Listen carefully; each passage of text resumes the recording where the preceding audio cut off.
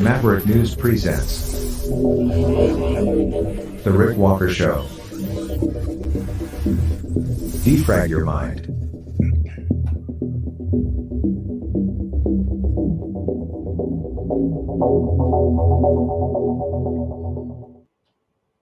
Good evening, everyone. Welcome back to the Maverick News Channel. I'm Rick Walker. Welcome, Maverick family.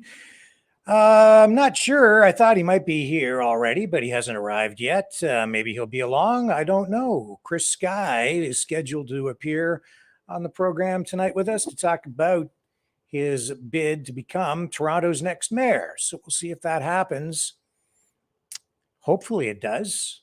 I think it might be an interesting conversation. I know that a lot of you are looking forward to hearing from him. So we'll see what happens on that front. Danielle Smith, under fire, the Premier of Alberta, for a conversation she had that was recorded over the telephone with Pastor Arthur Pavlovsky, talking about his arrests, charges, and the way she's dealing with all of that. It's maybe putting her into a little bit of political jeopardy. I'm not sure. My assessment is that it probably isn't as serious as the mainstream media is making it out to be, but this is a legal matter as much as it is a political one. So we'll take a look at that tonight as well, if we have time. That stabbing out in, well, I didn't really provide much in the way of details last night, but there was a stabbing.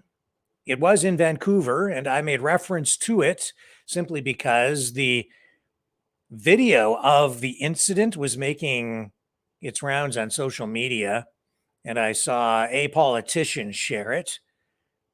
This politician was not the only one that did. It went viral. It was concerning to me. It's shocking video. We'll talk about that tonight as well. We'll just bring you up to date on what's happening with that. And fallout from the budget that was tabled yesterday, the Canadian budget. And we'll go to question period with Pierre Poilievre. We also have, right after this break, this very short break, the Prime Minister and the Deputy Prime Minister / Finance Minister, Chrystia Freeland, talking about those financial matters. So don't go away. Be right back.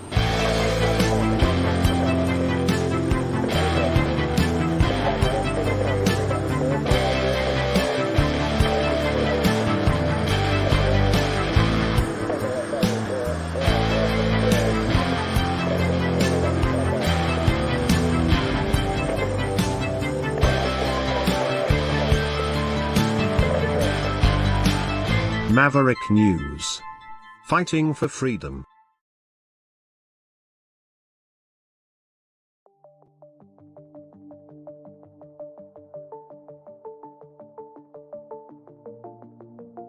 Greetings, brave Mavericks. Our quest for truth continues. We go beyond fake news. Together we expose propaganda. Together we pull others out of rabbit holes. We are maverick thinkers. We are all unique individuals, defenders of individual rights and freedoms, credible, trusted, grounded in reality. Maverick News, Maverick News. Defending free speech, Donate at freedomreporters.com. Do it now. Tomorrow may be too late. Maverick News. The world is watching.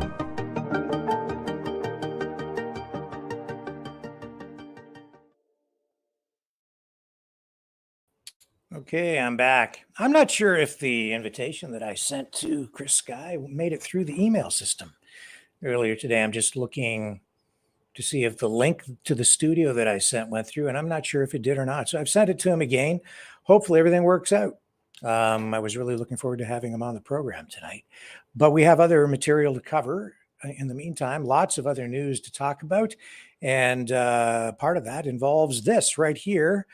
The Prime Minister of Canada, Justin Trudeau, on the federal budget, pharmacare, sanctions against Russia, and more in this this newser. Here we go. Let's pick up Justin.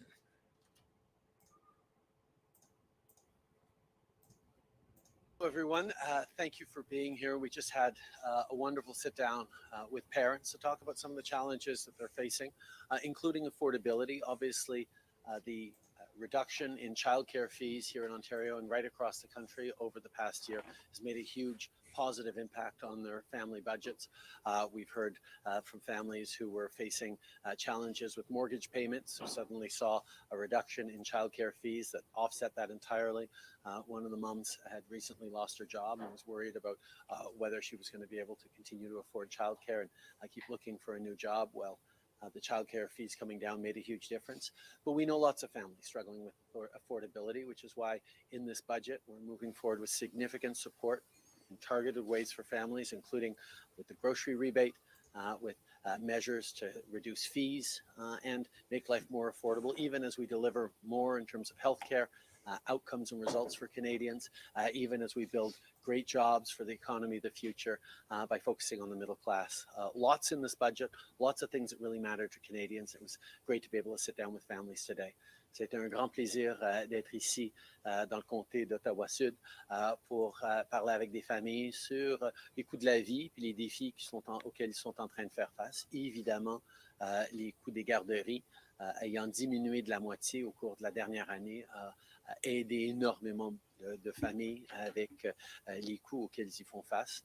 En même temps, le rabais sur l'épicerie qu'on est en train d'envoyer va aider énormément et d'autres mesures dans le budget, dont l'aide pour les systèmes de santé, les soins de santé et les soins dentaires, mais aussi au niveau de l'investissement dans la croissance propre et une économie qui fonctionne pour tous les Canadiens.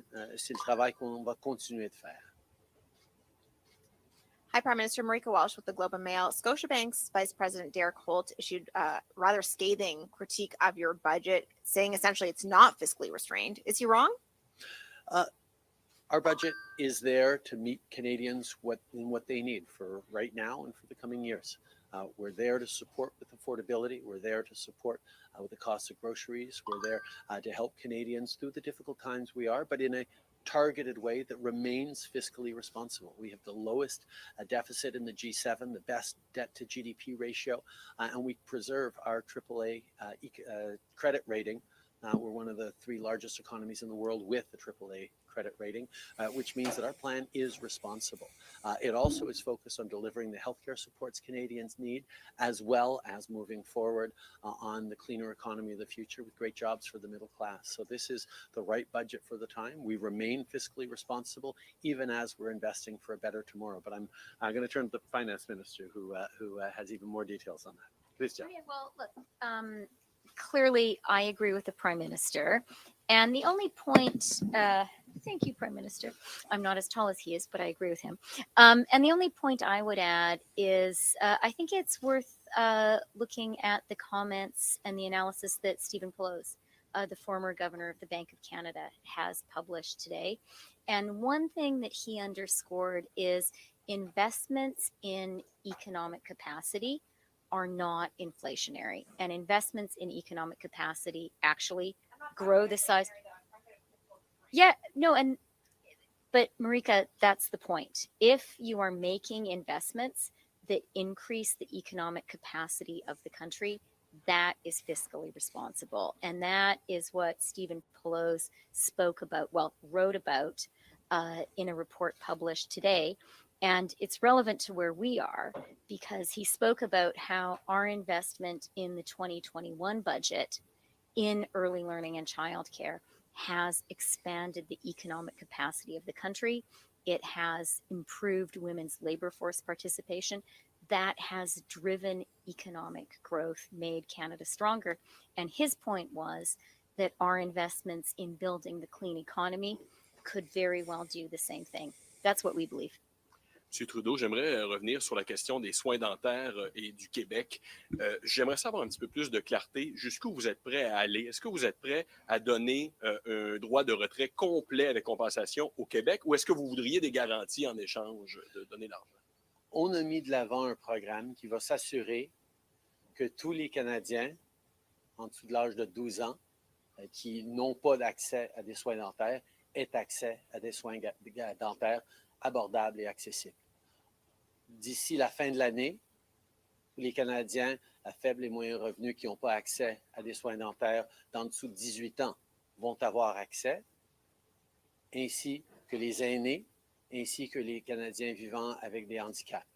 Donc, le but du programme, c'est de s'assurer que tout le monde ait accès abordable aux soins dentaires à travers le pays. On est très content de pouvoir travailler avec le Québec et on reconnaît d'ailleurs que le Québec a déjà assuré que tous les enfants en dessous de 10 ans ont accès à des soins dentaires déjà. Comme dans tellement de cas, le Québec a déjà une longueur d'avance. Ben, nous, on a mis de l'argent sur la table pour que tous les enfants d'en dessous de 12 ans et à la fin de l'année, les enfants en dessous de 18 ans et les aînés et les gens vivant avec des handicaps, mais d'ici quelques années, tous les Canadiens avec un revenu inférieur à 90 000 $ par année qui n'ont pas accès à une assurance dentaire par leur travail vont avoir accès aux soins dentaires. Donc, le but de ce programme, c'est de s'assurer que tout le monde à travers le pays ait accès à des soins dentaires de façon abordable. On est très heureux de travailler avec n'importe quelle province sur des mesures qu'ils veulent faire pour s'assurer que ce soit le fait. Mais c'est ça le but du programme et ça devrait arriver à ces fins-là pour que tout le monde ait accès. Prime Minister Travis Denraj, CBC News. Many companies are welcoming your clean tax credits, but some want to know what you're doing to make sure utilities are allowing businesses to connect to solar to the grid without all the red tape. And additionally, on air travel, the government is upping the air travel security charge that passengers pay. We already know that passengers are paying a lot for tickets. Why do they need more fees? First of all, on our incentives, we know that there is an extraordinary amount of interest and investments going into cleaner economy, clean energy around the world, whether it's renewables, whether it's clean generated electricity, whether it's nuclear. There is a lot of excitement around hydrogen, around carbon capture and storage. These are things that we know are part of Canada being a reliable supplier of energy in a net zero future. That's what we're positioning ourselves for. We're going to continue working with provinces, utilities, and energy generators across the country to make sure we're building the future and the future jobs for Canadians right here. People in the energy industry know that there is a strong future because of Canada's leadership, Canada's recognized leadership around the world. Much of what the United States is right now doing on the Inflation Reduction Act is to try and catch up to the work that Canada has been doing steadily over the past 4 years when the U.S. Took a turn away from dealing with environmental responsibility. There are tremendous opportunities for Canada, and we're going to keep building on that. We know that ensuring the security of Canadians and ensuring smooth air travel is extraordinarily important. There need to be investments to improve the experience of air travelers. We need to improve the security and the processing speeds in air travel, and that's something that we are absolutely doing. But we feel it's only fair that those Canadians who are traveling are shouldering a little bit more of that burden, because the alternative would be all Canadians would be contributing with their tax dollars. We think targeting it in the right way, in a reasonable way, is the right thing to make sure that air travel remains efficient and affordable. Hi, Prime Minister Trudeau. Oh, sorry. Hang on. Yes. I want to add one quick point, sorry, Prime Minister, just on the utilities point, because one of the really new things in the budget and in the clean economy plan is that public utilities are now eligible for it. That is a big deal. That is not traditionally the approach when it comes to tax credits. And that's a recognition of exactly what the Prime Minister has said, which is that Canada, on the one hand, has this huge economic advantage, this huge global economic advantage, because we have such a clean electricity grid.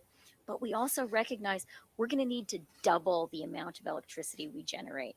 So the federal government is there. We're going to be helping provincial utilities so that we can power Canada and so that we can both get the industries that we need, the clean economy industries, and also keep electricity affordable for Canadians. And having said that, and speaking about airports, I unfortunately have a flight to catch, so I'm going to go. Thank you very much. Nice to see you. Hi, Prime Minister Trudeau. I will try and take those questions then.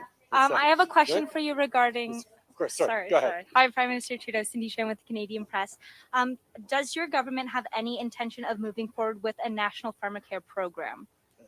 We continue to know that no Canadian should have to choose between paying their rent and paying for much needed pharmaceuticals, much needed life-saving medications. That's why we have moved significantly over the past years in reducing drug prices costs with the Canada Drug Agency, with initiatives around bulk buying. We're going to continue to move forward as we have in working with the government of PEI, for example, on delivering more affordable pharmacare for Canadians from coast to coast to coast. Hello, Prime Minister. Mark Alden from Britain's Channel 4 television. I want to ask you a question about sanctions against Russia, if possible. Canada's very much led the way, led the West response to Putin's invasion of Ukraine. How important are sanctions as a tool in that response? And how important is it for all the Western powers to unite together and impose sanctions on the same individuals? Well, one of the things that we've seen is that the coherence and the strength of unity of the West's response to Putin's illegal invasion of Ukraine surprised Putin, but also surprised authoritarian leaders around the world. I think there has long been a misunderstanding by authoritarian dictators that democracies are somehow weak because we have to check in with voters every few years and get their permission to continue to govern and serve. What we're seeing is that the solid response, the aligned response of Western democracies and allies around the world on recognizing that the violation of the UN Charter, the violation and upending of the international rules-based order that led to such stability and peace in the world for close to 80 years cannot be allowed to stand. That's why Canada and other countries, I will point out that the UK has been right there extraordinarily strong on its pushbacks against Putin, its pushbacks against the illegal war that Russia is waging. And as we've said many times, we will continue to stand with Ukraine as long as it takes, with as much as it takes. The sanctions specifically are designed to emphasize that Russia does not get to profit from this violation of the territorial integrity, the sovereignty of a peaceful neighboring country, and we will stand together as long as it takes. Thank you very much, everyone. And we're heading downstairs. Okay, we'll pull out of that. Let's take a break. I'll be right back. Fighting the Great Reset by leading the Great Resistance.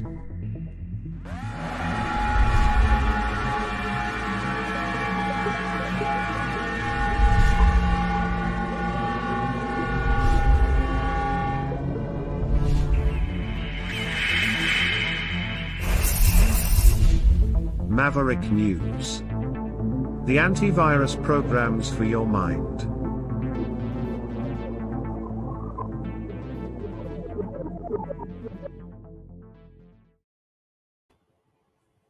Yeah, so again, I think that maybe we've had a miscommunication with Chris Sky. I don't know if he's going to be here or not. Do not know. I'm just checking some stuff here to see what's going on.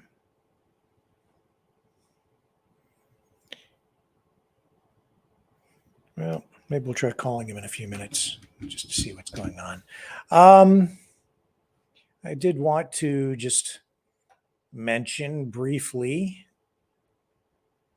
that stabbing out in Vancouver yesterday. The victim did pass away. His name is Paul Schmidt. He was engaged to be married. He had been with his fiancée for 6 years, and they had a 3-year-old daughter. They were out on Sunday, and when I say yesterday, I'm referring to the reference to the video that was posted and was going viral of the incident. But on Sunday, they stopped at a Starbucks, or he did, and he apparently approached someone and was asking the person to stop vaping near the child. And it turned into an argument. He ended up being stabbed. He later died in hospital. The suspect is 32-year-old Inderdeep Singh Gossel. He has been charged with second-degree murder. The video of this incident, as I say, has gone viral. I even saw a politician yesterday sharing it. That's what prompted me to start talking about it last night. It's extremely graphic. It shows a lot of blood loss. I did not run the video. I'm not going to run it tonight. Vancouver police have not really released much information regarding the actual interaction between the two people, the suspect and the victim. But they are asking people to stop sharing that video.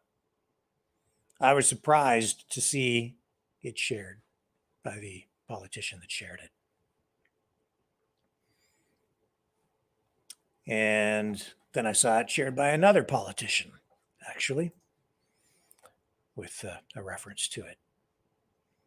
And neither one of them actually gave much context. Very little in terms of any information. So aside from being gratuitous, I don't know what the point of posting the video was, because it had no context other than a video of somebody being stabbed at the time. Didn't tell you who, didn't tell you what, other than you could see that it was someone being stabbed. Didn't tell you where, didn't tell you when, certainly didn't tell you why. Although why may be elusive because the whole thing seems very senseless. So there was all of that. So again, our guest has not arrived. So I'm not sure what to do here. I really wasn't prepared for a lengthy broadcast tonight without our guest. I had another guest lined up, and I postponed that interview to make room for Chris Sky. So something has gone awry here. My guess is the email must not have reached him with the link to the studio for this evening's broadcast. So I do apologize if there was a glitch in that. I don't see anything bouncing back here. Maybe it wasn't sent properly. I have sent the link again, and I'm not sure if he has received it. I also sent him a text message. So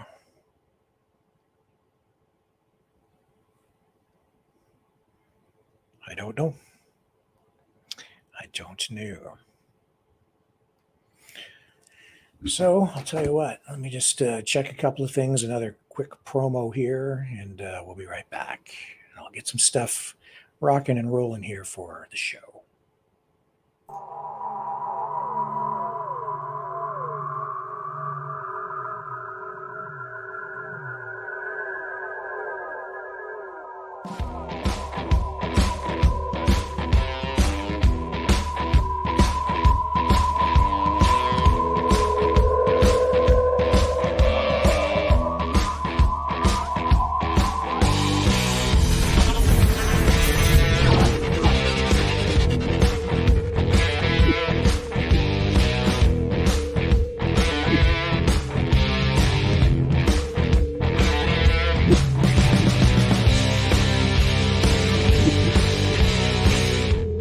Maverick News. The world is watching.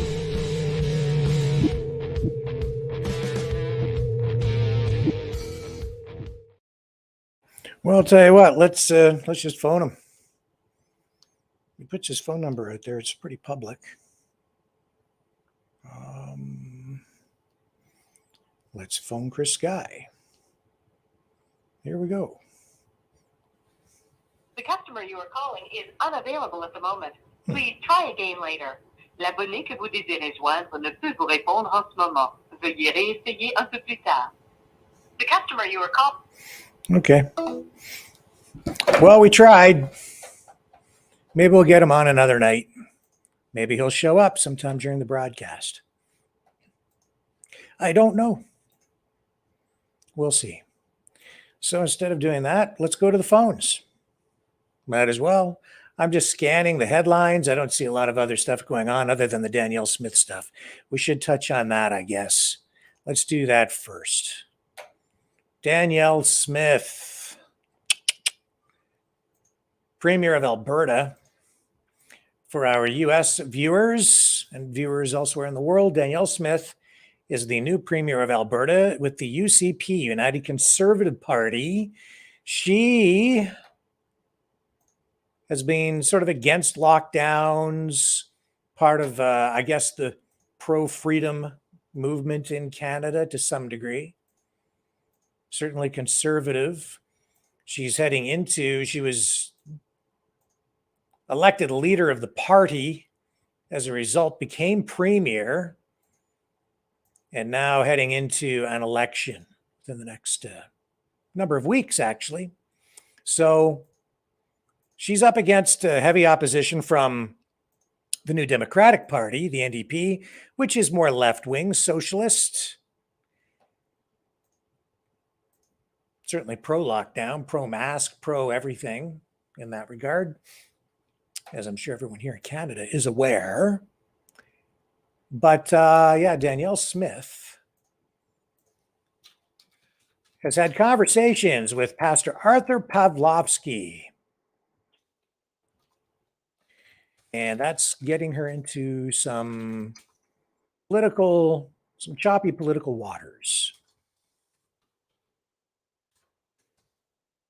Because the pastor was arrested multiple times during the pandemic, most notably during a speech, or because of a speech that he gave, I guess, out in Alberta during the Freedom Convoy in Coutts, Alberta. And today it has been revealed that through a released recording of a phone call, that she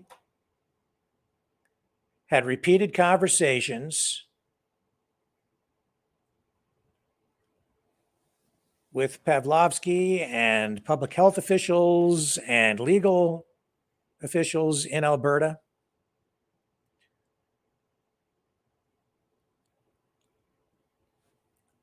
And I think that where this is going is the NDP is going to try to make hay with this by suggesting that she was acting inappropriately and possibly trying to influence the legal process. In much the same way that the Prime Minister, Justin Trudeau, got into political hot water when he was involved in conversations where he was trying to sway Jody Wilson-Raybould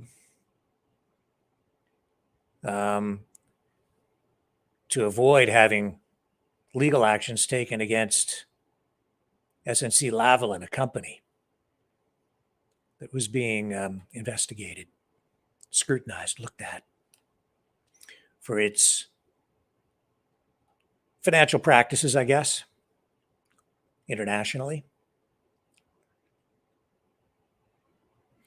So Premier Danielle Smith is saying tonight that she has not interfered with the administration of justice, but has acknowledged that she has spoken to Albertans charged in connection with public health violations, including Arthur Pavlovsky.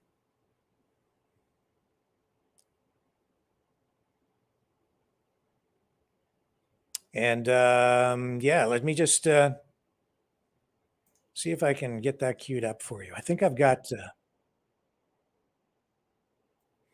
I am sorry because I was not prepared for this tonight.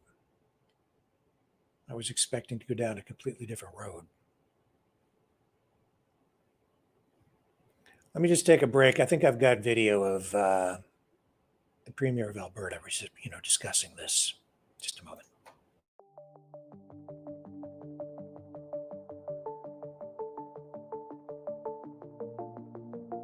Greetings, brave Mavericks. Our quest for truth continues. We go beyond fake news. Together we expose propaganda. Together we pull others out of rabbit holes. We are maverick thinkers. We are all unique individuals, defenders of individual rights and freedoms, credible, trusted, grounded in reality. Maverick News, Maverick News. Defending free speech, Donate at freedomreporters.com. Do it now. Tomorrow may be too late. Maverick News. The world is watching.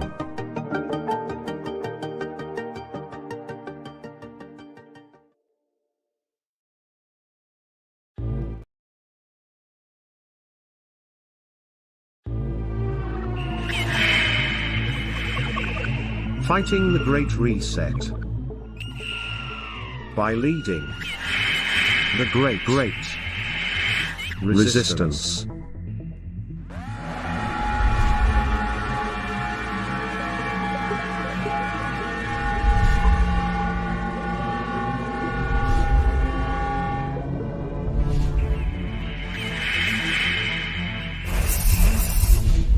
Maverick News. The antivirus programs for your mind.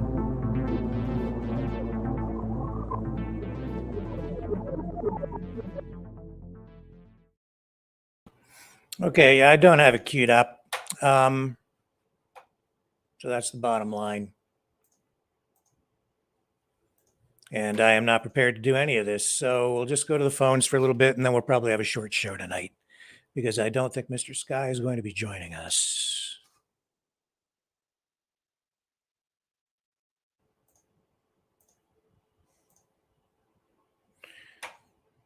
Okay, here's the number to call if you want to join the conversation, and we can just yak about whatever, and then we'll see where that goes tonight. Hang on just a second. Here you go.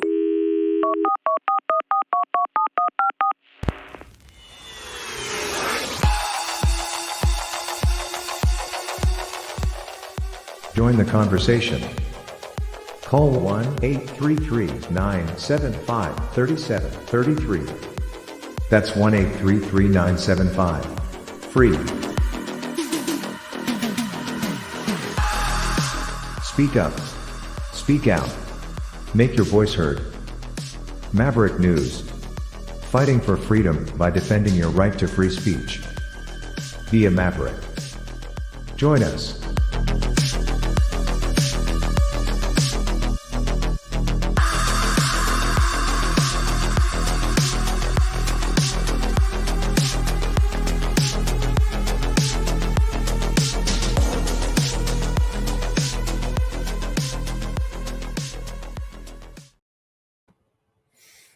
Okay, getting it set up here for you. Almost there. There we go.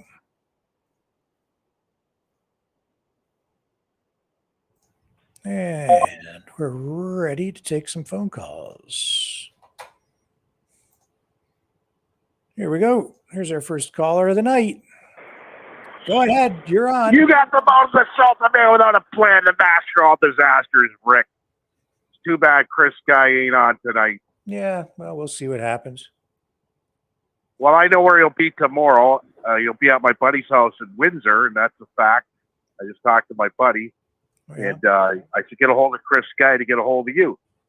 Okay, so I know where you'll be at about 4 o'clock. I'm not going to say it on here. I might just go do a video for you guys. My favorite place, I'm not allowed in either. So it should be interesting. Interesting. So I'll leave it at that anyways. But I'll track Mr. Sky down. Yeah, he'll As for the budget, let's get to the budget and not the car rental place. What a joke. Somebody is trying to get Christina Freeland. And by the way, I don't know who does her makeup. Is it Anderson's Funeral Parlor? Morticians do a better makeup job. But by the way, anyways, somebody was questioning her on why we have a 28% more civil servants working for the government. 28% more than we had 7 years ago. That's a big number, Rick. Huge. It's huge. It's a lot of money. Okay. And when the deficit, our interest is $1 billion a week, just on the interest. We got problems, folks. But they think they deserve a $10,000 a year raise. You will have nothing and you will like it. Well, right now I got a lot of things, but when I start losing things, I'm not going to like it. Okay? It's already almost unaffordable to buy a vehicle. Never mind put the gas in your vehicle that you're going to buy. Yeah. Okay, they're making things very unattainable for. There's no more middle class. That shit's all gone. You know, I don't know how people are living on anything less than $50,000 a year and trying to raise a family in this country. I'd like to know. Show me the secrets. I want to learn. Yeah. But I can't see it happening. Okay, when you're paying $2,000 a month rent, right there is $24,000 a year. Let's say you got to feed your family. Let's be modest. We're not going to eat $6,000 a month, folks. Let's say your grocery bill is $1,500 a month to feed your family. And that's being really nice. Okay? It adds up and it adds up fast. That's without your gas, your hydro, your cable, your internet, whatever. Okay? Yep. People are going to start losing shit. And that's when people are going to start losing their shit mentally. The working class. That's me, baby. Today is Wednesday. I worked 13 and a half hours on Monday night, 13 and a quarter hours last night, and I'm going to work 13 and a quarter tonight, which gives me 40 hours in 3 days of work. And I still got 3 more days to go, or 4, depending if I want to work Sunday. Now, I have to work 60, 70 hours a week to survive. I don't know, Rick. That suicide pill they got out there is starting to sound really nice. Oh, well. I don't think we want to go there. I'm going to end it. I'm not going to go out like that. Hang on. I've got a That's call how coming in here. Let me take this call. You talk to the folks while I take this phone call for just a second. It's maybe important. Okay, I'm running the show, bitches out there. I'm running the show. Rick's taking the call. Okay, so I'm running the show. What do you guys want to talk about tonight? On the Mouth of the South. It's my show. Let's hear it. I want to check out your comments.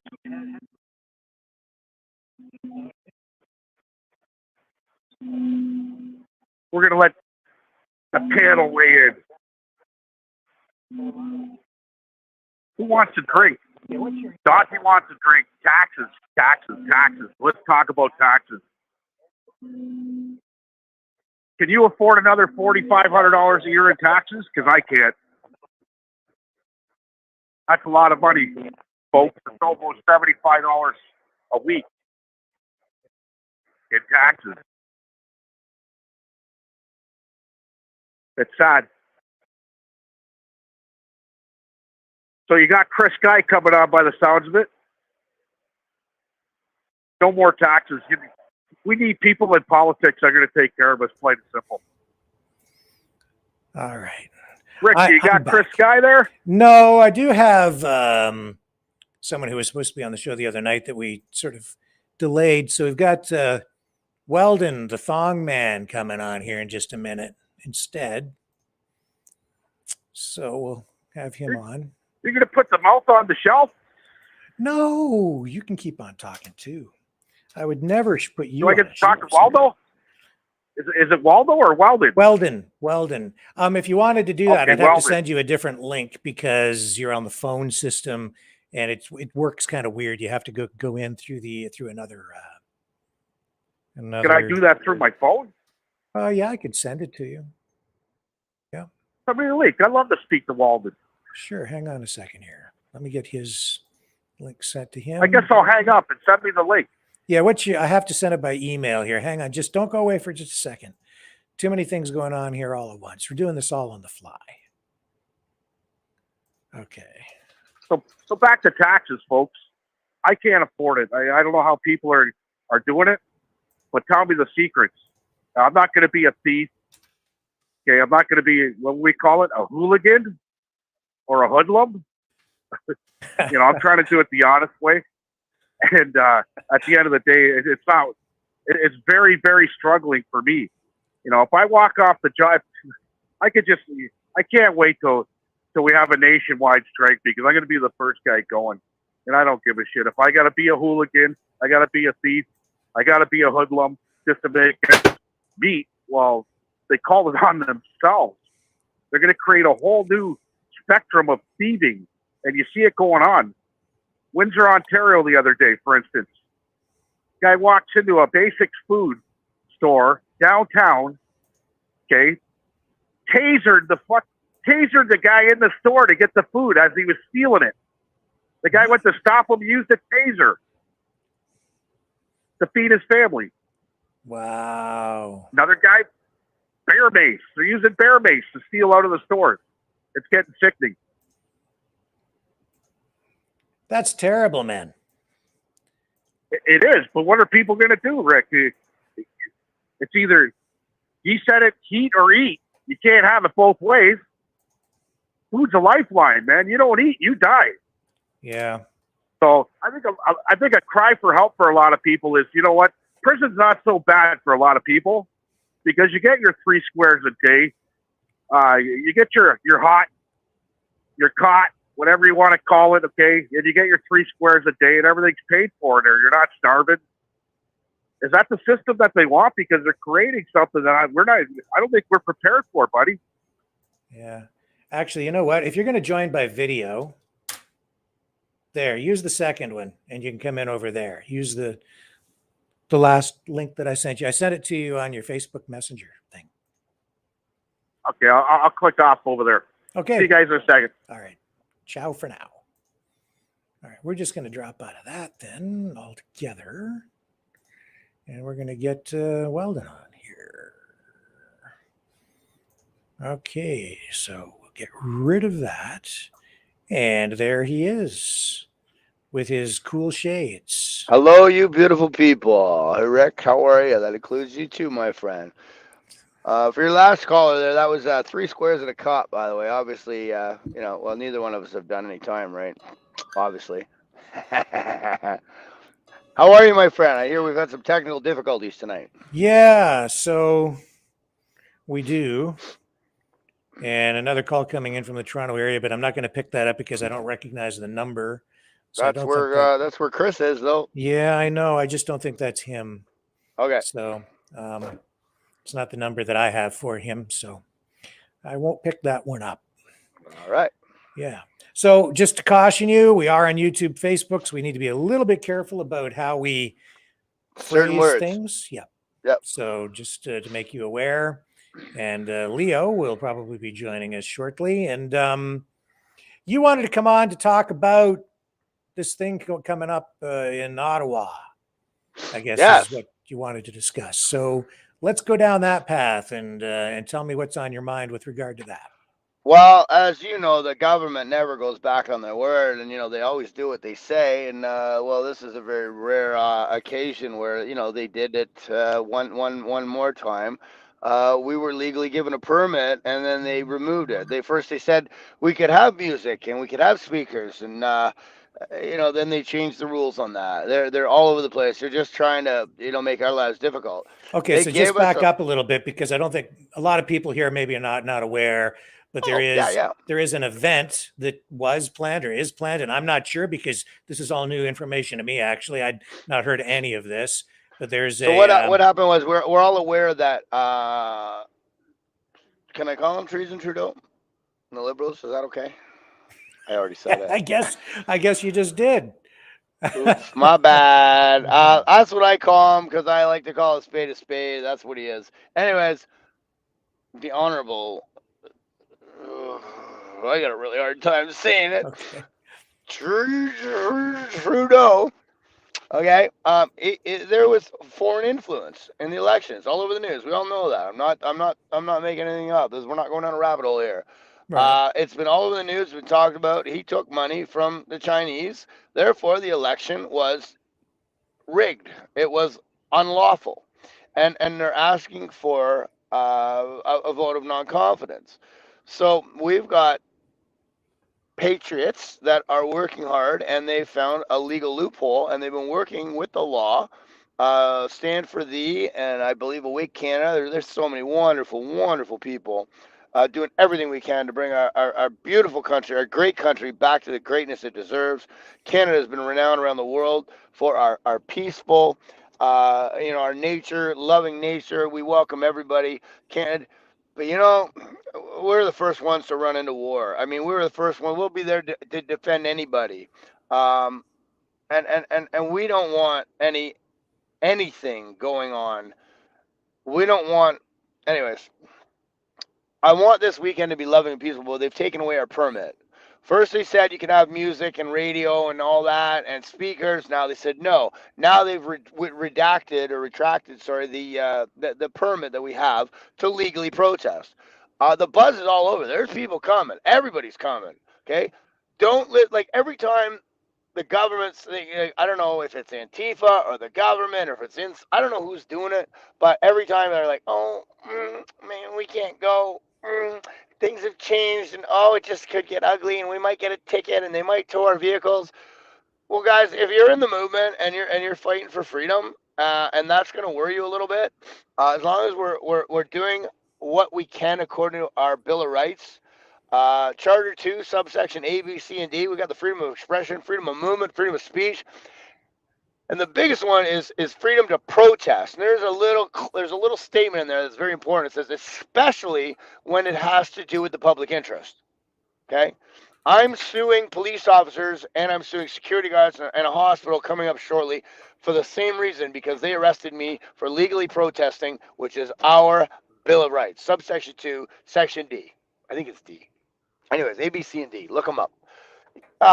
They are trying to scare you. Okay, go there. We do it peacefully. We do it legally. That is our rights. And if you're not going to fight for our rights, you might as well have never joined this, freedom movement. Stay home. Okay.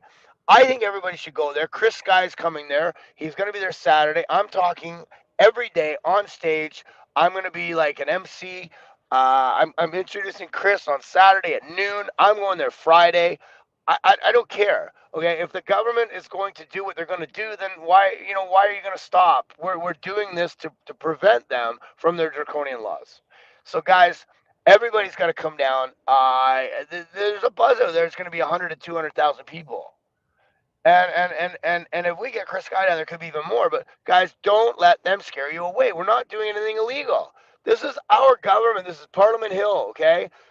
let's have a little bit of respect, and as much as I love them, let's not fly the F Trudeau flags.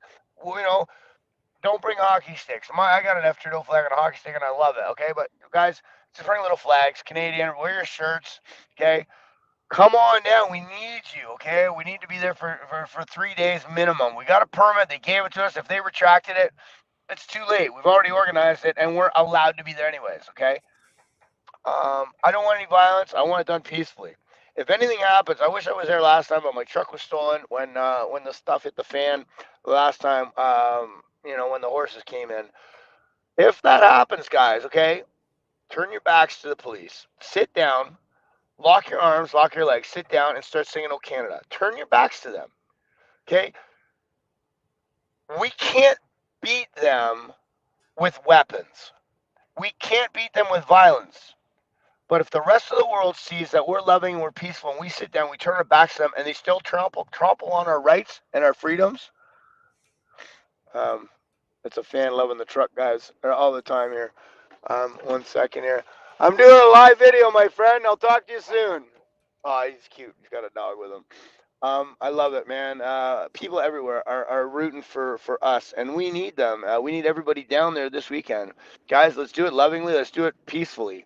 But please show up. Don't be afraid. There's tons of places you park outside. Down the street. You walk into Wellington. We walk up. They can't stop us coming in. So we'll bring megaphones. We can't bring radios. We'll talk with megaphones. Okay, they're just trying to make our lives difficult. But please keep it peaceful. But we got to do this. If you don't go, well, then just give up. Put your flags away. Stop your protesting, and give up and let the Canadian government do whatever the hell they want. When did you receive news that they had revoked the permit to assemble on Jason Parliament Hill? Jason Lavassi. It's on. Because I know so many people in the movement, I get text messages all the time. It's like I get all this stuff coming up on my phone. I'm forever getting notices, and they're saying that the permit was rejected or removed. Appeal. I don't know, whatever they call it. It's just debauchery. It's just, again, they're lunatics. They're draconian. They've got an agenda, and they don't want us, standing up for our rights. They want us to shut up, sit down, and do as we're told. And they're slowly withering away all of our rights and freedoms. And this is the time to stand up. There's never been a better time. There is no better evidence that Trudeau didn't break the law. One of the highest is that you cannot have outside interference, and we had foreign influence in the election. It was rigged. It's a damn rigged election. He got money. He was caught sending money back to China, as you know, Rick. Like, how stupid is that? Like, at least go, I don't know what you're talking about, but he sent the money back. He was caught red-handed. Pierre Poilievre, which I don't trust, he called him out on it. There he is. There's the man. Hello, Leo. Leo? Weldon, Leo. Weldon. Hello, Leo. Who's Man. Leo, my friend? I can't really see the suns in my eyes. Great glasses. Thank you. Yeah. Rick, I wanted to fill in some time because of the technical difficulty. Do you want me to let you go with your with No, Leo he wanted to participate because you're here. Yeah, Oh, I thought he said. Leo? I thought he said you were bringing Waldo on. Everybody's This is Weldon. It's Weldon. But If I had like, that where's orange Weldon? toque, if I had that orange toque, you'd never know the difference. I love it. How are you, my Yeah. friend? Good. How's the weather in Barrie? I'm actually in Lindsay right now. I'm working at a commercial construction job, and I gotta go back to Barrie tomorrow morning and finish the job there. And then 6 a.m. we've got a big convoy. We got lots of people. We're leaving. We're meeting up 3 different groups, and we're coming into Ottawa. We're coming in loving. We're coming in peaceful, and we're coming in under our Bill of Rights and Charter of Freedoms, baby. So you're just like me. You're working class. We're gonna have nothing, and we're gonna like it at the end of the day, right? See, where have I heard that before? Exactly. You know, I'm working for nothing at the end of the day. Okay. And I'm working 70 hours a week, brother.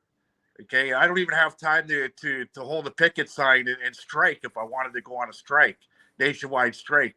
But I will make time for that. That's a fact. There's a lot of people like that. But, you know, we're not working for nothing. The government's so broke. You know, we all got to pay more taxes because they need to keep spending it and giving it away. So the poor government, you know, we need to work. We need to amp it and ramp it up. You know, you need to work 90 hours a week and you'll love it. So, yeah, I'm going to love it. You know, I'm a machinist in a tool shop, right? This is my new jail cell, by the way. Nice. Right.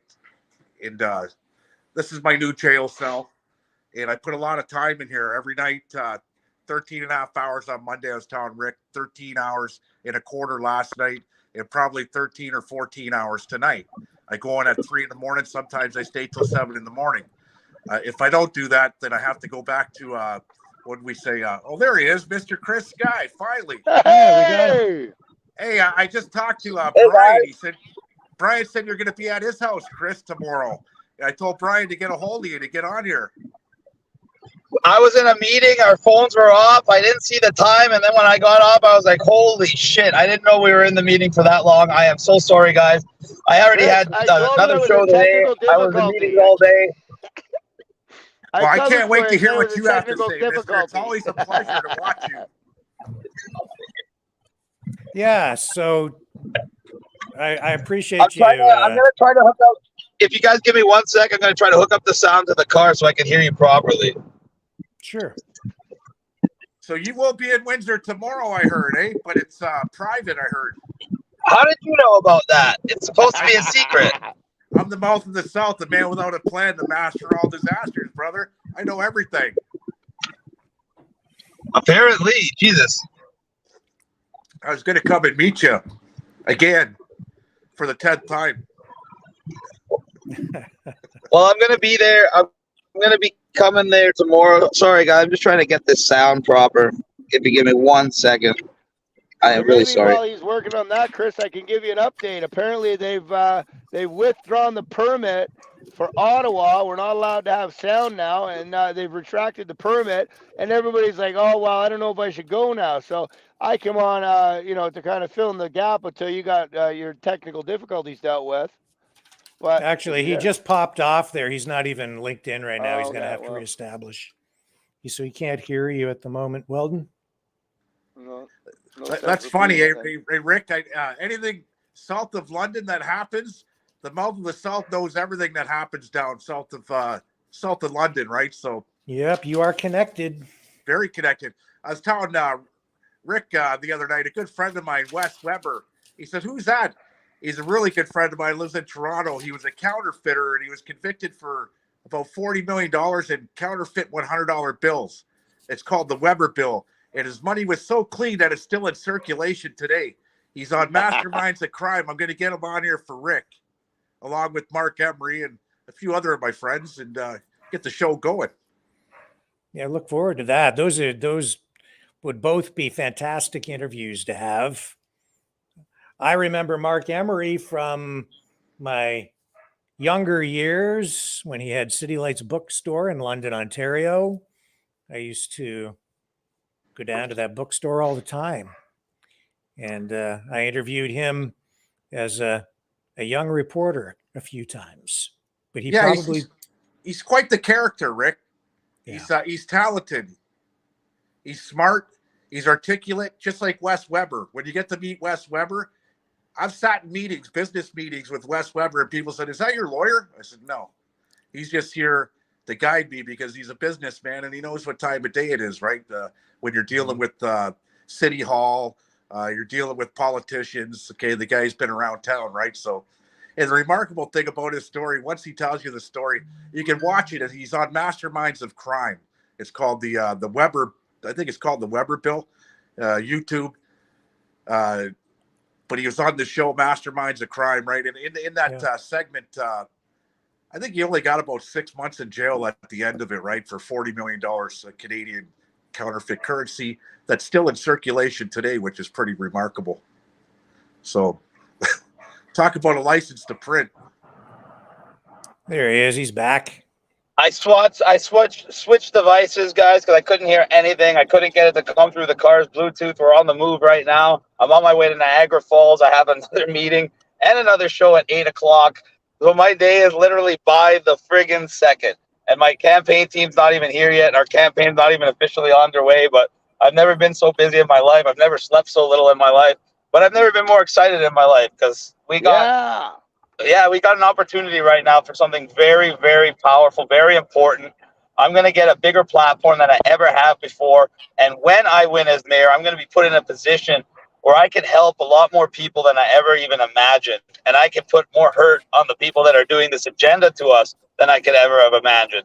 So I've never been more fired up. And they're going to try to come at me with everything they got. They've been trying. They had elections, Toronto threaten me. They had Pierre Poilievre and his lawyers, Goodman's Law, threaten me.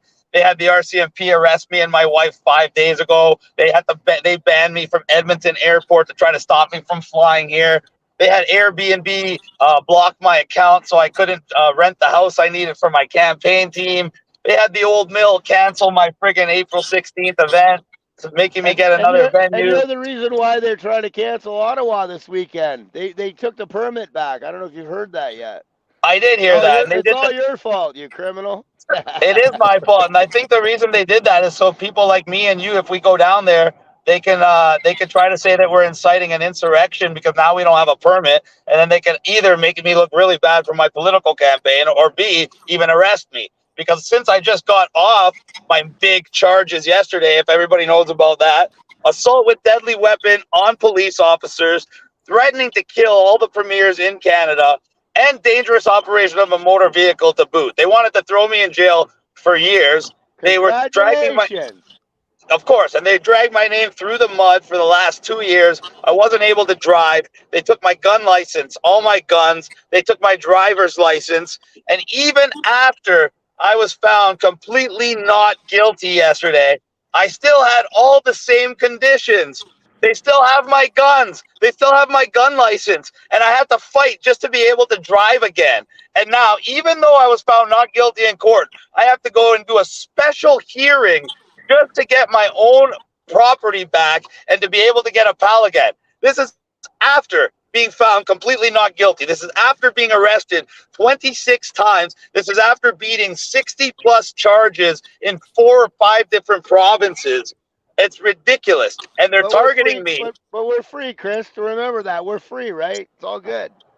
If people think we're free when they can do this to me, they can do this to anybody. And they're going to do it to anybody who stands up. And if you don't think that's true, well, you saw what happened with the trucker convoy. How many business licenses got pulled? How many people's bank accounts got frozen? How many people got trampled or beat up by paid thugs? The government will do whatever it has to do to continue itself. That's its number one priority. Continuity of government at your expense if you're in the way. By the way, so just before you came on, Chris, I was telling everybody because it's all a buzz on the on social media, and I said, guys, if you're not going to stand up for your rights, you might as well have never gotten involved in this movement in the beginning. Go home, you go in your little shelters and stay hidden. Everybody's got to get to Ottawa this weekend. We got to exercise our Bill of Rights, Section 2, A, B, C, and D, and everybody's got to get down there. I'm going to be honest with you guys. I don't think Ottawa's a good idea anymore. I think Ottawa's a setup. And I think Ottawa was a setup from the beginning. Because in order to get a permit, and I told you this on the phone, I told you this, Weldon, I didn't like the idea because he said he's going to get a permit for 3 days. And then he said he's going to sit in as long as it takes after the fact to make sure that Justin Trudeau resigns. That makes no sense. Why would you get a permit? It's an open permit. But you know they're not going to keep renewing it indefinitely. You know they're not going to renew that indefinitely. So he knew, as well as I did, as well as anybody with sense did, that you're going to put all those people in a position that the permit's going to expire, and then the government's going to have the legal authority to come down on them. And it's going to be harder it's going to be harder authority to come down on them because they had a permit, they signed their name to a permit for a specific period of time. If you're going to do a protest like that where you're going to sit in and you're going to try to sit in and outlast the government, you don't ask for a permit. You just do it. The very act of asking for a permit already negated that. And now that they took the permit away, if people like me show up there, they're going to use it against us politically, they're going to use it against us legally, and they're going to use it against the whole movement. And I don't even think it's a good idea to go there now that under those auspices, now that the permit got changed. If people were going to go there for an actual freedom protest, and people were going to go there to talk about stopping 15-minute cities, talk about stopping the personal carbon allowance, talk about stopping digital ID and things like that, it would make sense. To go there now without a permit and say, we're here to try to force Justin Trudeau to resign and try to remove the Liberal government, well, you're just setting yourself up for all kinds of problems. Especially now that the permit's been revoked. We don't need a permit. We're legally allowed to protest. That's our Bill of Rights. What do you They're think? going to tell you. If everybody's going to give up, then just put your flags, go home, and let the government do whatever the hell it wants to do. A protest is one thing. Having a sit-in in Parliament demanding that the Prime Minister resign and demanding that the Liberal Party relinquish power is a little bit different. They're going to call that an insurrection. He took foreign influence, Chris. He took foreign influence. We're going This there is to true. stand I'm up not and say that is wrong. I'm not disagreeing with the. I have to say, I agree with Chris. Thank you. 100%. Thank you, Rick. What do you think of a nationwide strike like they're doing in France and in Israel? Okay, we're taxed to death. I can hardly even breathe at 70 hours a week working. Okay, a national strike across the board. You cut the head off the serpent. You take the money away from them. If we could arrange that in Canada, I'd be all for it. The problem is Canadians and strikes and organizing millions and millions of them to do it is a lot easier said than done because Canadians are still apathetic. Our biggest strength is about 6 months to make it to hurt them. You got to do it for a long time to hurt them. They got billions. And that's the problem. In places like France, where they have culture and they have history, the people are tightly knit. They can do that, and that's why you're seeing protests in the millions and millions of people, and that's why you're seeing those protests carry on. But in Canada, those kind of protests over a strike, most Canadians still believe in their federal government. The biggest strength we have right now is the fact that our movement used to be just the anti-maskers, just the anti-vaxxers, just the so-called conspiracy theorists. Now, we have a very large portion of the population that took that vaccine and either got vaccine injured or realized they took it for absolutely no reason except they got coerced by the government. So now we're at a point in time. Experimental vaccine. Yes, we know that. And now we're at a point in time where there's lower amount of trust in the government, the media, and the medical establishment than ever before.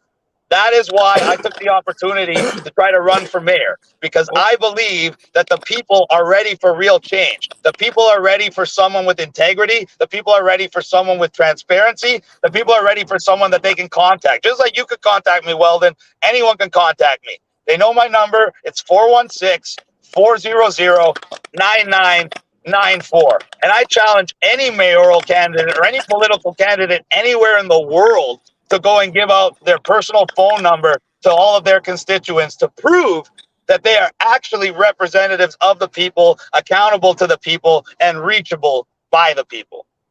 Let's see who does it. I bet I'll be the only one. Can I tell you about the first time I called you a little bit? Go ahead, brother. So I just coughed. I got a phone call. I think I'm going to have to take 3 months off of work.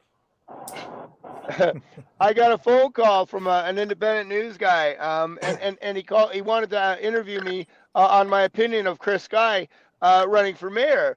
I said, well, anybody who's doing what he's doing, you got to give him an applause. And he wanted, well, what do you think of personally? And I said, well, there's so much gossip out there. I said, you got to go straight to the horse's mouth. I've heard so many stories, but they say the same thing about me. We got to stop the hating and start the love. Let's get the facts straight. And he goes, well, get the facts straight. Give Chris a call.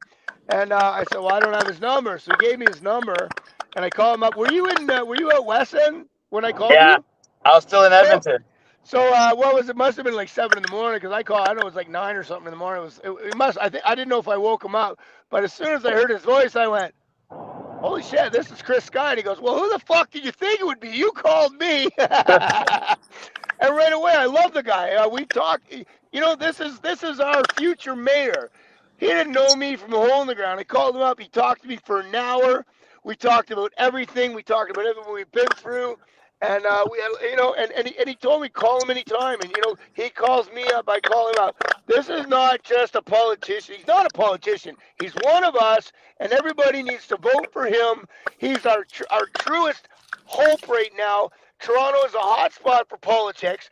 And guys, well, tell him we need donations. Okay, go ahead, Chris. Back to you. Tell him send some money in. You want to get our government back on track. And well, if you don't mind, Weldon, I'd like to maybe ask a couple of questions. Please do. I like to answer questions. That's my favorite thing to do. Yeah. You're not listed, by the mainstream media as a candidate yet. Is that because you're dealing with a residency issue? I think you said that you're not officially able to you're not. It's April 1st or something. April 3rd is when everybody is eligible to be a candidate, and I have a property in Toronto. Everybody's lying and trying to pretend like I don't, and it's a rumor going around, just like the rumor that I was vaccinated, just like the rumor that my teeth are fake, just like the rumor that anything they say about me. It's all bullshit. I have a property. I have a property in Toronto. I'm going to be using to register.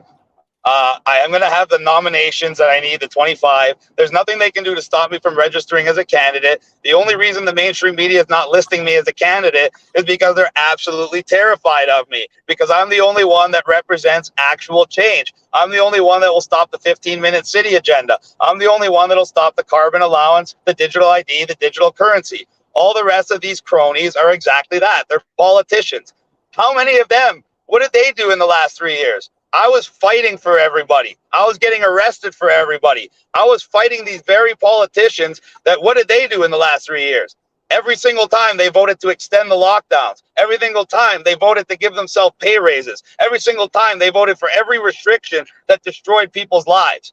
Well, I was fighting these people tooth and nail. They were doing everything in their power to make your lives a living hell. And now they want to take control of Toronto and bring you to the next level of tyranny. And I'm the only one that's there to stop them. So some of those issues, like the personal carbon credit, the digital ID, those are things that are coming down more from the federal and provincial levels, are they not? So how would you, as the mayor, tackle those kinds of issues?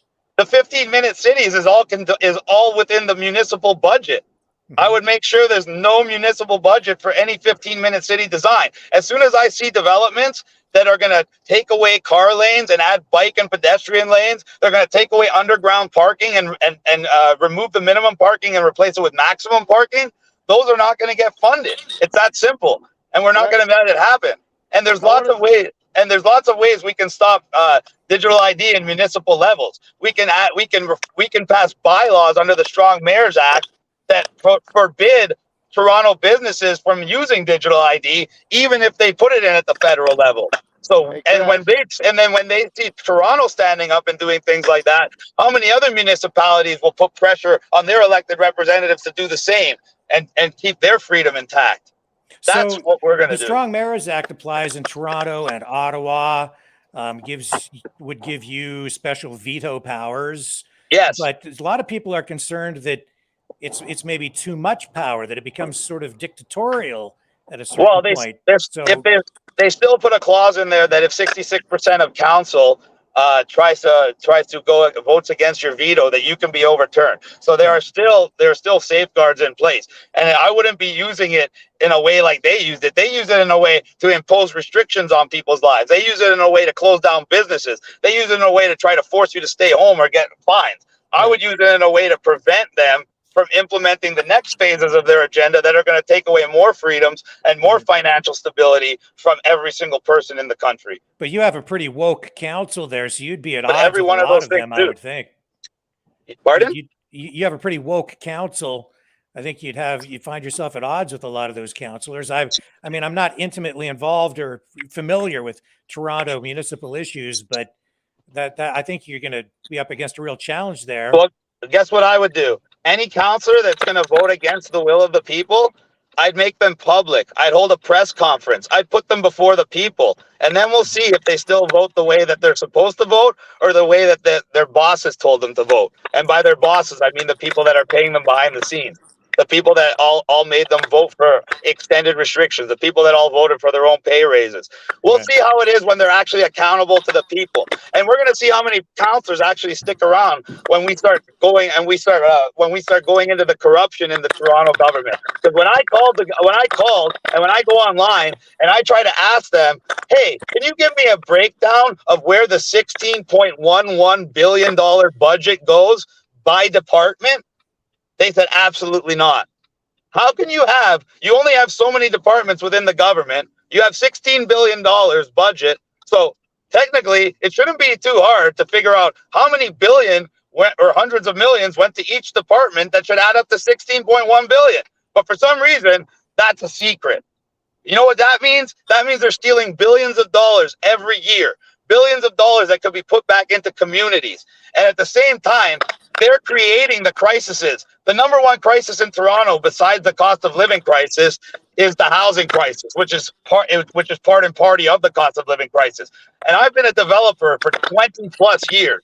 And one of the hardest things to do in Toronto is get permits. And the red tape and bureaucracy involved costs you months and months of delays. Those months of delays cost millions of dollars in interest payments and salaries for these giant corporations. And it slows down how much product can actually be developed and built. So as a mayor, not only could I save billions of dollars from the budget and put that back into the minority communities and the poorer communities and the more vulnerable citizens like homeless and veterans who actually need that money, well, then I could do things like lower the time it takes for permits for developers and builders to be able to actually build faster and more efficiently and increase the overall production in the city, which would help stabilize housing prices and actually stabilize the so-called housing crisis altogether. But they don't want to do that, because they like having crises. Because when they have crises and they have emergencies, it gives them the opportunity to steal more money, and it gives them the opportunity to take more power. And every single time, the people lose. So you're looking already at a budget crisis there. And in fact, I think the acting mayor today addressed this in some sort of a news conference. You have almost, I think, $900 million shortfall that they're hoping will be filled in with some transfer payments that seem murky and may not actually arrive. So how would you deal with that immediate crisis? I gotta go, guys. I gotta go. Sorry. I just want to quickly say about the 15-minute cities, guys. If you don't believe that, go and look at any subdivision that's been built in the last 30 years. There's one entrance in and one entrance out. Chris, I love you. I hope the hell I see you Saturday. If not, I hope to see you guys soon. Leo, nice to see you. Rick, always a pleasure. I gotta go, my friends. Peace and love. Thanks. See you, Weldon. Take care, my friend. See you, Weldon. Rick, to answer your question, the very first thing I would do as mayor is go through the federal budget with a forensic accounting team and try to save every dollar I can. And I guarantee we wouldn't save 900 million. We'd save a couple billion. So I'd be able to get rid of that budget shortfall like that and still have a shit ton of money left over for social programs and to reinvest in the city and reinvest in the people. That would be the very first thing I tackle. Because when they tell you they're going to get a $900 million federal money, what does that mean? There's only one taxpayer, Rick, whether it's federal, provincial, or municipal. It's coming out of your left pocket, your right pocket, or your jacket pocket every single time. So they're literally just shuffling the money around, but every single time it's coming from your pocket. Every single time. How does a city like Toronto, that has a higher GDP of most countries in the entire world and only have to service a few million people, run a $1 billion shortfall? That means there's more corruption, theft, and waste in Toronto than virtually any other city in the world. And you know what that means? That means there's more room for improvement in this city than any other city in the world. And we've seen it over the last 30 years, a slow, steady decline in the standard of living in the city. And every single year, as the government gets bigger and the government does less with more, it's been asking the population to do more with less. And we can finally change that, flip it, and get us back on a path of progressive improvement. So 30 years from now, we're in a better situation, not in a dire situation, because that's where we're headed. We went from a greatest city in the world to a really bad situation. And in another 20 years of where we're headed, it's going to be a dire situation, probably unfixable. But we can fix it, and we can fix it right now. Well, you are right. These problems with the finances started 25 or 30 years ago around the time of amalgamation. So there's no question about that, with no real plan for the budgetary process. What are your views on mega projects like the Gardner Expressway rehabilitation? Well, if they're going to do it as inefficiently as the Eglinton Avenue place, my wife is an American citizen. We've been married almost 10 years. She's been here almost 13 years. She remembers 13 years ago them still working on that same intersection. So to me, I think that's probably the longest running money laundering scheme in Canada. Because if that was done by a private company, they would have been fired about 150 times by now. But somehow the city just keeps getting away with extending it year after year after year. We don't even know how many billions they've wasted so far. So I would work on all these construction improvements, but I would do it in a way where it's a public and private partnership. And I wouldn't be just giving out contracts to my friends. I'd be giving out contracts to the people that are going to do the job for the cheapest price, the most efficiently, create the most jobs, create the most GDP, and give us the best possible result. So you're in favor of these citizen advocacy groups that are calling for a review of the expressway project? I would call for a review just because I don't believe they're going to do it efficiently. And I would call for a review budgetary wise, not because I don't believe in the project, but I believe the way they're going to do the project, they're going to waste a lot of money. They're going to steal a lot of money. So I'd want to do the project, but I'd want to have the reins, and I'd want to keep everybody on a very, very short leash. And we would do massive analysis to see what we believe it would cost in the private sector and get multiple companies to price it out, just like we would in the private sector. And that's how we would do it more efficiently. And at that point, I would be 100% in favor of it when I know it's being done right, and I know they're not wasting money, and I know it's going to have a net benefit to the city, not just be another friggin' hole of money laundering and corruption. Yesterday, the Premier, Doug Ford, said that people should not vote for any mayoral candidates that would cut funding to Toronto police. What's your position on that? I agree. I hate to say it, but I agree with Doug Ford. I think we need more police, but I think the police need to be reappropriated. What was their primary goal the last 3 years? Revenue generation. Giving single mothers tickets when their husbands just got fired from their jobs and their kids are going through mental health crisis, and you're going to give them thousands of dollars of fine because they decided to sit on a park bench in front of their house. That kind of garbage has to stop. And if we reappropriated the police and we gave them new directives to actually serve and protect the public, rather than think of each citizen as a cash cow they can extract funding from, I guarantee you there would be a total change in attitude, and people would start respecting the police again, and the police would start protecting and being more involved in the communities, and these things like the TTC violence would slowly go away. And so our streets would be safer, happier, and I don't believe in cutting the police budget, but once again, I believe in going through it with a fine-tooth comb and finding ways to save money. And so then we could use the same budget they already have to hire new officers and reappropriate those officers for roles that I believe will be far more beneficial to the community. So you would take a seat on the police services board?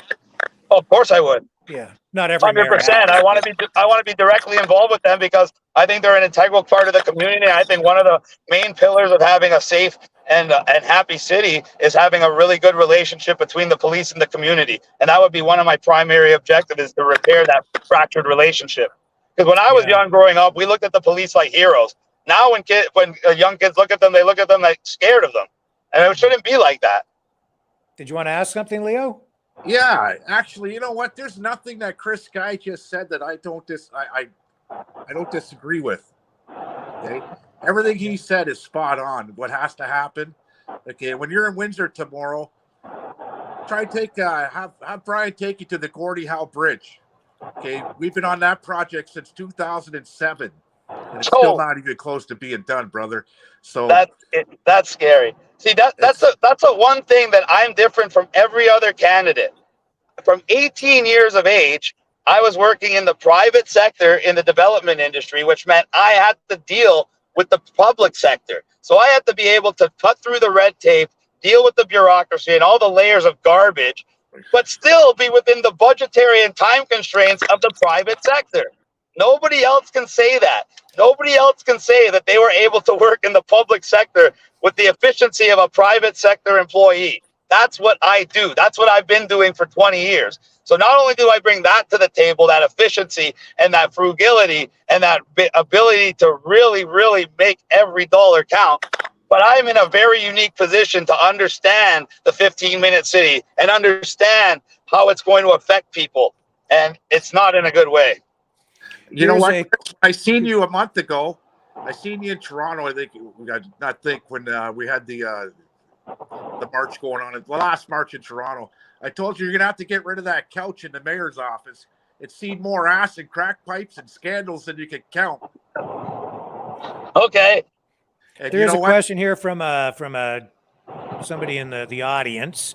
Says, what would Chris do different than Faith Goldie? She had a great platform as well, but was shut down by media and was denied debating. Go, Chris, go. That's from MM. Number one, Faith Goldie did not have nearly the following that we have. Not even friggin' close. I don't even know why people compare me to her. The only reason we're comparable is because we had similar ideology. But she did not have nearly the platform we have. She did not gonna have the resources we have. She did not have the campaign team we have. I have a literal all-star campaign team. Every single person on my team is the best of what they do. And unlike all the other political candidates, I didn't grab these people by having my people come and throw money at them. No, they sought me out because they saw me as their best opportunity to affect the change we need in this country. So when you got people with these special skills and you got people with this passion that are actually coming out and volunteering their services, their time, and their skill set, there's nothing stronger than that. And nobody's going to be running a campaign like me. No one rented a house for their entire campaign team to come and live under the same roof. No one's going to be working 20 hours, 22 hours a day. No one's going to be doing multiple shows a day like I do and going to multiple venues a day like I do, because nobody has that drive. No one has the passion. No one has the energy, and nobody's doing it for the right reasons. All these other candidates are there because they see it as a political opportunity. They see it as a job opportunity, a career opportunity, a pay raise, a power grab. To me, it's a sacrifice for my lifestyle, but for the movement and for what we've been trying to accomplish, it's a death blow, because Toronto is like the jugular vein of the World Economic Forum agenda. And if we can stop the 15-minute city agenda there, the carbon allowance, digital ID there, other cities, other provinces will want to follow suit. And that will reverberate not just around Canada, but right down south to the United States. There's going to be a revolution of thought in the United States very soon, and it's happening right now as we speak. Shake it up, Chris. You're gonna shake it to the core, and I love it. You got enthusiasm, you got backbone, you got wit, you're intelligent, you're young, you're vibrant. Okay, and that's what we have to do in politics. Shake it up, man. Shake it up. Wow. Rick, I love your questions, Rick. Keep them coming. Yeah. So how are you going to reach out across the political spectrum to get, enough people to vote for you? Because I think your base of support is pretty much within what people would describe as the freedom movement, but you need to appeal to a broader cross section to win. Although, the vote's going to be split up. There are a lot of candidates, so it's hard to say how things will shake down. No, you know who I appeal to more than anybody, Rick? The non-voter. That's who I appeal to, Rick. And you know how many people voted in the last mayoral election for John Tory? Only 29% of the eligible voters. That means 71% of the people, they weren't liberal, they weren't conservative, they weren't left, they weren't right. They were non-voters because they understood that none of those candidates represented their interests. When I run, why do you think the media doesn't want to mention me? Because they know if they mention me, all those non-voters, which represent 71% of the electorate, are going to come out and they're going to vote, and they're going to vote for me. Because I've never voted in my life, but I would vote for me. And so will the other people that think exactly like me. And that is the biggest demographic by far. PDS says, for question of Chris Guy, will Doug Ford grant you powers for you mayor when you win? I don't understand. I guess he's trying to say if Doug Ford's going to try to block me from being able to. He said he wouldn't do that on TV no matter who won. So I don't think he would try. If I do things that are really against people that are close to him, I'm sure he will try to help them out. But it's not like he can really do much. He could try to slow down the rate at what we get our funding from as the premier, but he couldn't really prevent me from running the city the way that I want to or the way that I need to. Yeah, Laro says, is he married and a family man? That's my wife right there, that beautiful, wonderful goddess. That's Jenny, and she's driving right now. We've been married almost 10 years. And we have 8 dogs at home. We run a wolf hybrid sanctuary. So we have about 4 or 5 we rescued and the other ones we bought. But we take wolf hybrids in that other people say they can't handle or they're bad dogs, and we rehabilitate them. So you've kind of jumped around a little bit politically because you had some affiliation with the Republican Party of Canada. Then you sort of had a falling out with Maxime Bernier from the PPC. I think that's been patched up. Correct me if I'm wrong. You've at times told people not to vote. Now you're asking people to vote for you. Can you just explain what your political ideology is, or help me make some sense of where you're at? Of course. With the Republican Party of Canada, I thought it was a great idea when I thought the man that was doing it was a genuine person. He basically passed himself off like a Canadian version of Donald Trump, a multi-billion-dollar banker with the same type of ideology. And then I found out he was nothing but a con artist and a fraud. And he's actually one of the reasons I had all those charges against me, because he knew I was going to have him charged for fraud when I found out he was stealing money from people. So instead, he called the police and said I threatened to kill him and all the premiers in Canada, and lied and said he had a tape recording. And that was the basis for all those charges against me. So Rob Carbone, and if you look him up and look at his record, he has a very lengthy record for fraud, theft, uttering death threats. And these are not charges. These are convictions. So he's a career criminal for the last 30, 40 years. So that's why I didn't want to associate with him.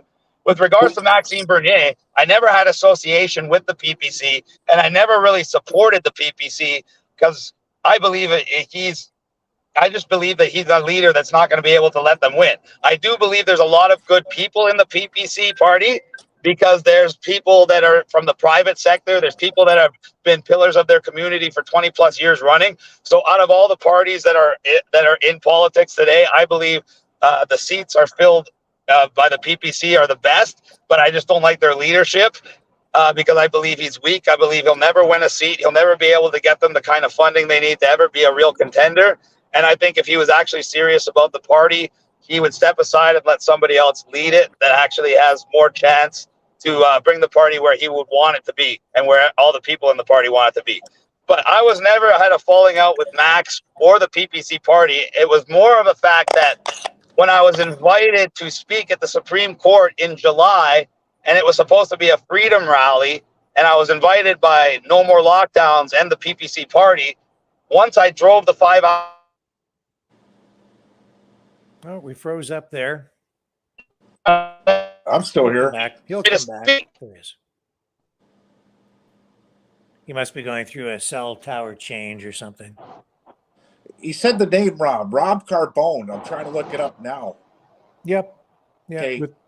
Yeah, you kind of broke up there, Chris, so we lost you for a moment. We lost your signal for about 60 Where seconds. did you lose me from? Where you were talking about going to speak at the event. You were invited, yes. And you said you were invited, and then you broke up. Yeah, I was invited to speak just a couple days before the event. I had the emails to prove it. They made a flyer, put my name on it, and they used me to bring a lot of people there. And then when I got there, I was pulled aside by Mark Friesen, who's a member of the Freedom Movement, but also a member of the PPC and a good friend of mine. And he's like, sorry, Chris, we had an internal risk assessment, and we decided it's not in our best interest to allow you to speak.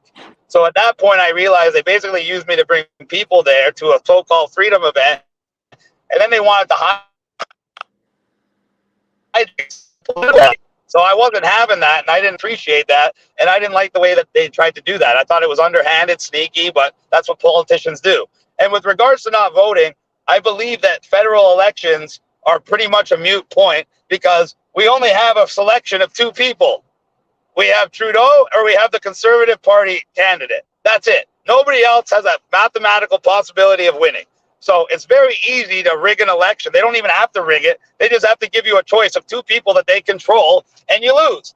But at the municipal thing, it's a different story. the municipal politics, especially mayor, is the highest ranking office in the country that has no political affiliation. There's no liberal or conservative or NDP as a mayor. You're just a person. And that allows you not only to bypass and overcome all those points of division that they'll try to use to ostracize a candidate like me, but it allows me the unique opportunity to unite the city. Yeah. So do you have any affiliation with any political group? I mean, I still see this support from within the freedom movement, or whatever people want to call it. Some people are now, there's this unity movement, there's the freedom movement, there's this movement, that movement. But you're not really affiliated with any political party at this point. Absolutely not. Yeah. And I do that by choice. Fuck it. I'm moving to Toronto now just to vote for you. So you need to initiate some fundraising. It's going to take a lot of money to. It's actually not going to take me a lot of money. I can tell. I know the math. I've done the math. I had multiple political strategists, multiple analysts look into this for me, and we all came up with the exact same number. And the fact of the matter is, we know our the establishment candidates are going to be spending about $1 million a month against us for a total of $3 million plus over the next 3 months. And by our calculations, we're going to need a tiny fraction of the funding in order to have a campaign that outperforms them significantly. And not only does that show what it means for the election, it's just going to show what it's going to mean for our administration of how much more efficient and how much more effective we are. Laro asks, will the Canadian truckers receive a refund if you're elected? If I had the power to do that, if there were companies based out of Toronto and I had the ability to reverse their business license cancellations, I would do that. But some companies were in other provinces, some companies were in other, so there's some things I would have absolutely no power over. But for people that did have it, I would help. And if anybody in Toronto still had their bank accounts frozen, they'd be unfrozen, because I think that is absolutely ludicrous. And it's something out of Stalin's Russia or Nazi Germany, and that has no place in Canada for no reason whatsoever, especially for people standing up for freedom. And so I disagree with you, Rick. My support's not just in the freedom movement. Yeah. My support is a lot vaster than that. Sure. I got people all day long, people that wear masks, people that took the jab, coming up to me everywhere I go. When I went to the gym yesterday, I had to take pictures with at least 50 different people, young women to old men and everything in between. Why? Because they believe in everything I stand for. So even the people that took the jabs, even the people that wear the masks appreciate me. Even the people on the far left that hate me. You can talk to a lot of people that do not like me, but they will still agree that I would make a great mayor, because they love the idea of having a strong warrior as their dog in the fight. And they know that I might tell them something they don't want to hear, but I would never lie to them, and I'd never stab them in the back. So my support base is a lot further and a lot wider than people realize. And if I was wrong about that, the media would happily put me in there. But they don't, because they know the moment people recognize me, the moment people hear me speak, they're going to understand and resonate with what I say. I think your support base also comes from people that have been fucked over by this government, and that's a lot of people. A lot more people than you think. How many people lost their jobs for one reason or the other? How many people had their businesses closed down, even though they took a vaccine and wore a mask? The government disenfranchised millions and millions and millions of Canadians. And the biggest thing is, they lost the trust. Canadians were the most trusting people on planet Earth. They trusted the government, they trusted the media, they trusted their doctors. Now, they don't trust any of them. Before the freedom movement, Chris, came along, okay, I'm a owner of a marijuana business in 2018 that opened the day that they legalized. 21 days later, I was ejected from the property I was on. They put their locks on. Okay, kicked us out. I was stuck to pay 5-year lease at $13,000 a year. Okay, luckily I had it, paid it, whatever, right? And I'm still through the courts right now on something that was legal called cannabis. Okay, and we've been fighting for these rights just for the cannabis activism my whole life. I got 33 now, I think, charges for cannabis. Okay, it spent a couple of years in prison. 27 years of my life's been on probation, parole, or bail, some sort of condition. This is not free, okay?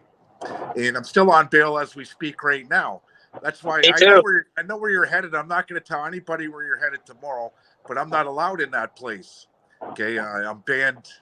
It is what it is, right? I know if I say it on here, you'll have 10,000 people show up as usual, right? But I'm not going to. It's a secret. We know the same people that are involved. Okay, and he just told me, I know what you're down here for, and I love what you're down here for. But the word freedom to me, okay. Yeah, they say it's legal. Cannabis is legal, but why am I still before the courts? I gave away $1 million worth of cannabis to feed the hungry, and it's all documented on legacy media. They've had their heyday with me, this and that, right? But I'm still before the courts, and now they're asking 18 months to 22 months, or just over 2 years in jail, okay, for giving away marijuana for food to help the poor, right? And Doug Ford's partly to blame, okay, because he brought out the legislation. Me, I'm part to blame too. I get it. But if you're going to call it legal, it's not legal, right? So I've been fucked around, and everybody in the 420 movement, and there's a lot of people in the 420 movement, Chris, that are on your side in Toronto, okay, right across the country, right across North America. You answered your own question, because legal and decriminalize are two totally different things. Legal just allows them to make a whole new list of rules for them to tax you and charge you and fine you and arrest you. Decriminalized would have made it completely okay for you to do whatever you want with the substance. So when they say they're going to legalize something, that just means they're going to take control of it in a way that allows them to profit off it and allows them to control you with it. Crazy. You've done a lot of protesting. Weldon's talking about a big protest coming up this week. How would you deal with protests and protesters as the mayor? Things like the tent city at Nathan Phillips Square, things like that. A tent city wasn't really a protest. The tent city was more of people just trying to live there. And I would be more compassionate. I would try to create the conditions where there's no need for a tent city, because those people would have government housing that they could go to, and they would have job programs that would reemploy them, and they would have mental health programs or drug rehabilitation programs that would help them. So they wouldn't have to live in tents. They wouldn't be on the streets. And if we did have people in that scenario, I would show them compassion, and we would do what we can to help get them out of that situation. We definitely wouldn't bulldoze it and drag them out of there. And the same thing with protesters. When we have protesters like we had in Ottawa, I was there for multiple days. We literally had bouncy castles. We had children playing hockey. We had people giving away free food, and everyone was hugging and shaking and holding hands and singing and laughing. There was not one iota of violence. There was not one iota of people smashing windows or doing anything to vandalize.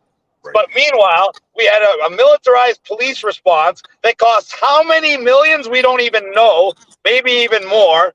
And what did they do? They beat up citizens. They trampled old ladies. They absolutely destroyed the relationship between the police and the people. And that was a complete violation of the rights. And it was so heavy-handed because the government knew they were wrong. First of all, when I'm mayor, there probably won't be protests like that, because the people would actually be happy. And they wouldn't have a reason to protest. And if they did have a reason to protest, you know what? I'd want to go out there and I'd want to ask them why they're there and what they're protesting against. I wouldn't send 100 police officers in buses with riot gear that were paying triple overtime salary to go intimidate them, beat them, and arrest them. I would go there with my security team and I would address them and say, what's the problem here? And how can I help you?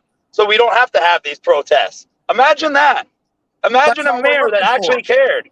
That's all we're looking for in politics. And I haven't seen that in 25 years, where a politician came out to greet the protesters and get to the core of the situation. Except of course, when Trudeau went for his photo op with BLM when he was kneeling. Truth. Very well, true. You had a police chief in Toronto who also knelt with BLM. How do you feel about that? Well, considering that we all know that BLM and Antifa are intelligence operations, and BLM is anything but a black rights movement, we all know that BLM is not even run really by black people. We all know that BLM raised hundreds of millions of dollars and gave it straight to Joe Biden, and then used the rest of the money to buy up multi-million-dollar houses for their higher-up members. And we also know that Antifa is run by the same type of people and is listed as a terrorist organization in the US. And we also know that Trudeau himself was funding Antifa through the Anti-Hate Network and his good buddy Bernie Farber. So that's what I think about those plays. I wouldn't support those groups because we know that they're intelligence operations, we know they're terrorist organizations, and we know there are ways that the government gives dirty money to them to do things that the government wants done that they want plausible deniability for. Oops, sorry, did I just expose more corruption? So if you're on the police services board, you'll be, I guess, addressing these progressive left. Well, they have a right to protest like everybody else. You know, they have a right to protest like everybody else, but I wouldn't give them preferential or special treatment like they've been getting through from Trudeau's government. A helicopter escort, police escort, all this positive media coverage. No, they would just get to protest like everybody else. I wouldn't make a spectacle of it because they probably wouldn't be protesting, because every time those people are protesting, it's for another agenda. Well, I'm kind of referring to what you're going to do in those meetings, because I've listened to police services board meetings out of Toronto, and they, you know, they're all in on systemic racism as a big issue that they're dealing with through programs and so on. So what is your view on that?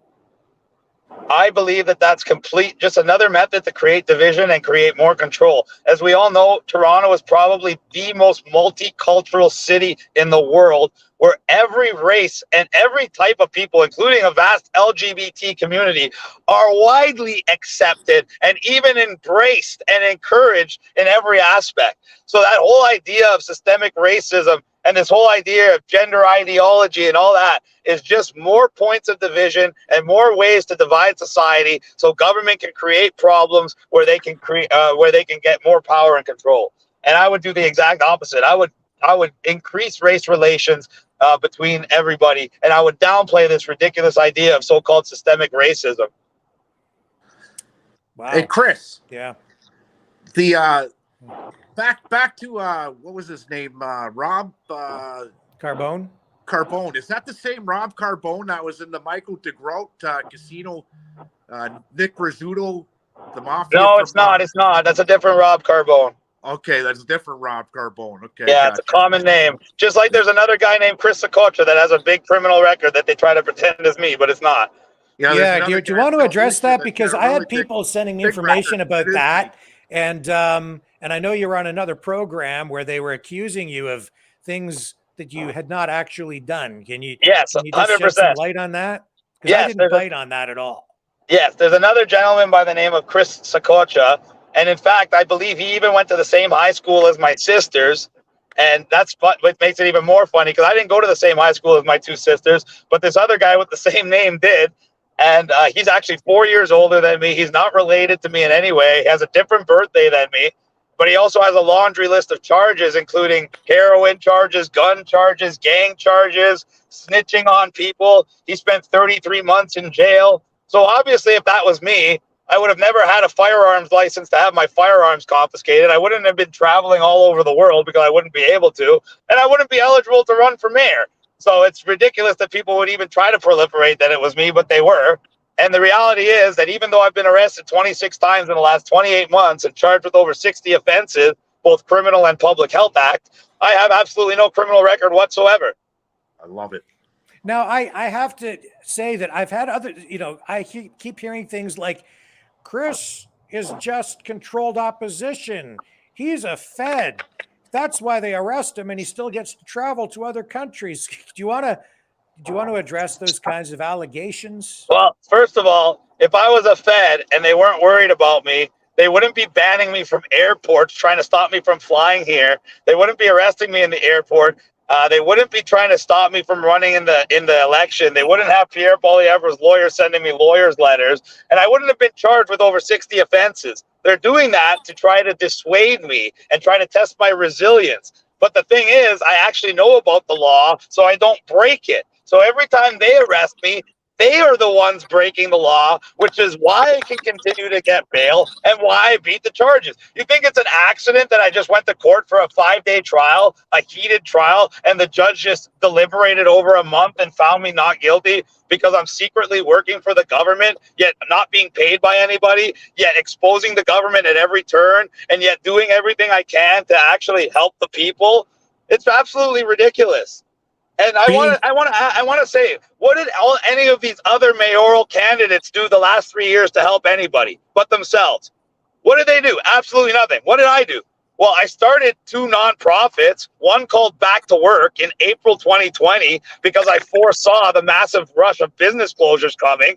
And I personally saved dozens, if not hundreds of businesses from foreclosing. Then I started a nonprofit called Mothers Against Distancing to try to inform mothers how the psychological damage and social isolation and mask wearing on their children would be far worse for their health than the potential of catching COVID. We even tried to open up schools for the private school sector, where I paid my own money and actually got it approved by the Ontario School Board, only to have every one of my locations disqualified by the federal government under the auspice of not meeting zoning bylaws, which would easily be amended by minor variance applications if it was anybody else. But for me, they use it as ways to stop me from being able to get safe schools for children. So these are the kind of things I did. When Trudeau canceled the Santa Claus parade, the biggest, most iconic event in Canadian history in Toronto every year, I did a press conference that said, I'm going to do it anyway. And I raised tens of thousands of dollars. I had 7 professionally made floats from the same people that make them for the Santa Claus parade. We did a toy drive where we got 500 toys raised. And we set up at Dundas Square in Toronto, the only place where you could take pictures with a professional Santa Claus. And once you had the free picture, your child could go to the toy mountain and pick any of the 500 toys they wanted. And when I arrived on scene, the police ran over to me and they gave me a police escort, and they blocked every street from Yonge and Dundas all the way to Yonge and St. Clair. And I marched with the police around me behind that parade. And when the parade was all said and done, you know what they did? They arrested me and charged me. They gated you. You know, you could be accused, okay, of a crime, but being convicted are 2 different things, right? Exactly. So, and if you don't have a criminal record, you're not going to be banned from any country, ladies and gentlemen. You could have killed somebody. You could have a murder charge, and I can still get you a Mexican residency right now if you want. And you can fly to Mexico, no problem. So you're trying to tell me that if I got arrested for speaking out to more than 100 people, they're not going to let me fly to London, or they're not going to let me fly to a different country? Are you guys out of your mind?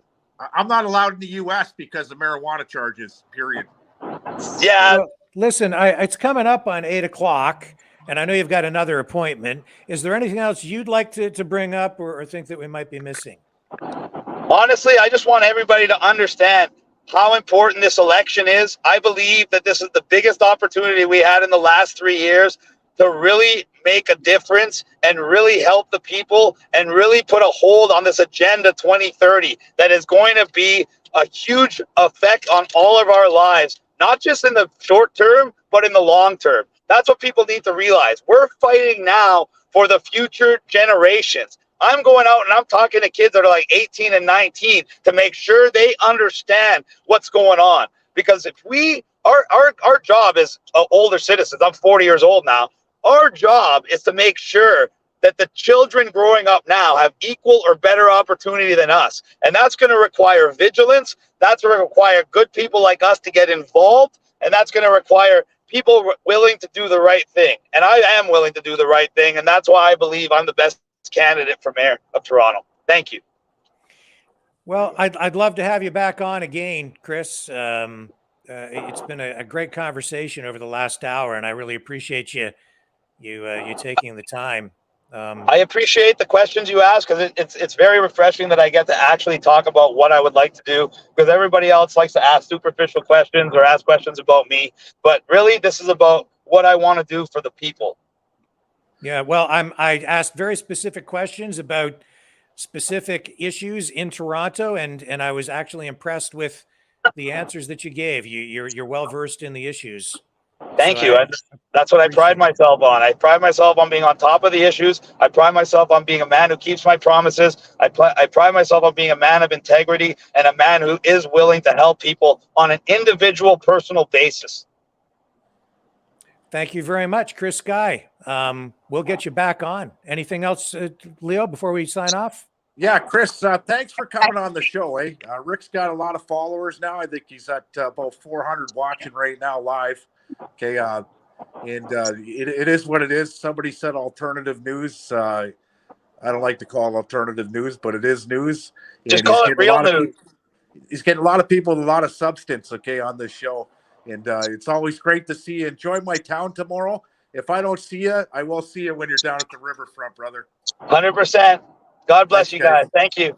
Thank you. It's been a pleasure. Absolutely. Thank you, Rick. Take care. Bye for now. Chris Sky, what do you think, Leo? You know what? He's, like I said, he's young, vibrant, a man of substance. He could go far in politics, right?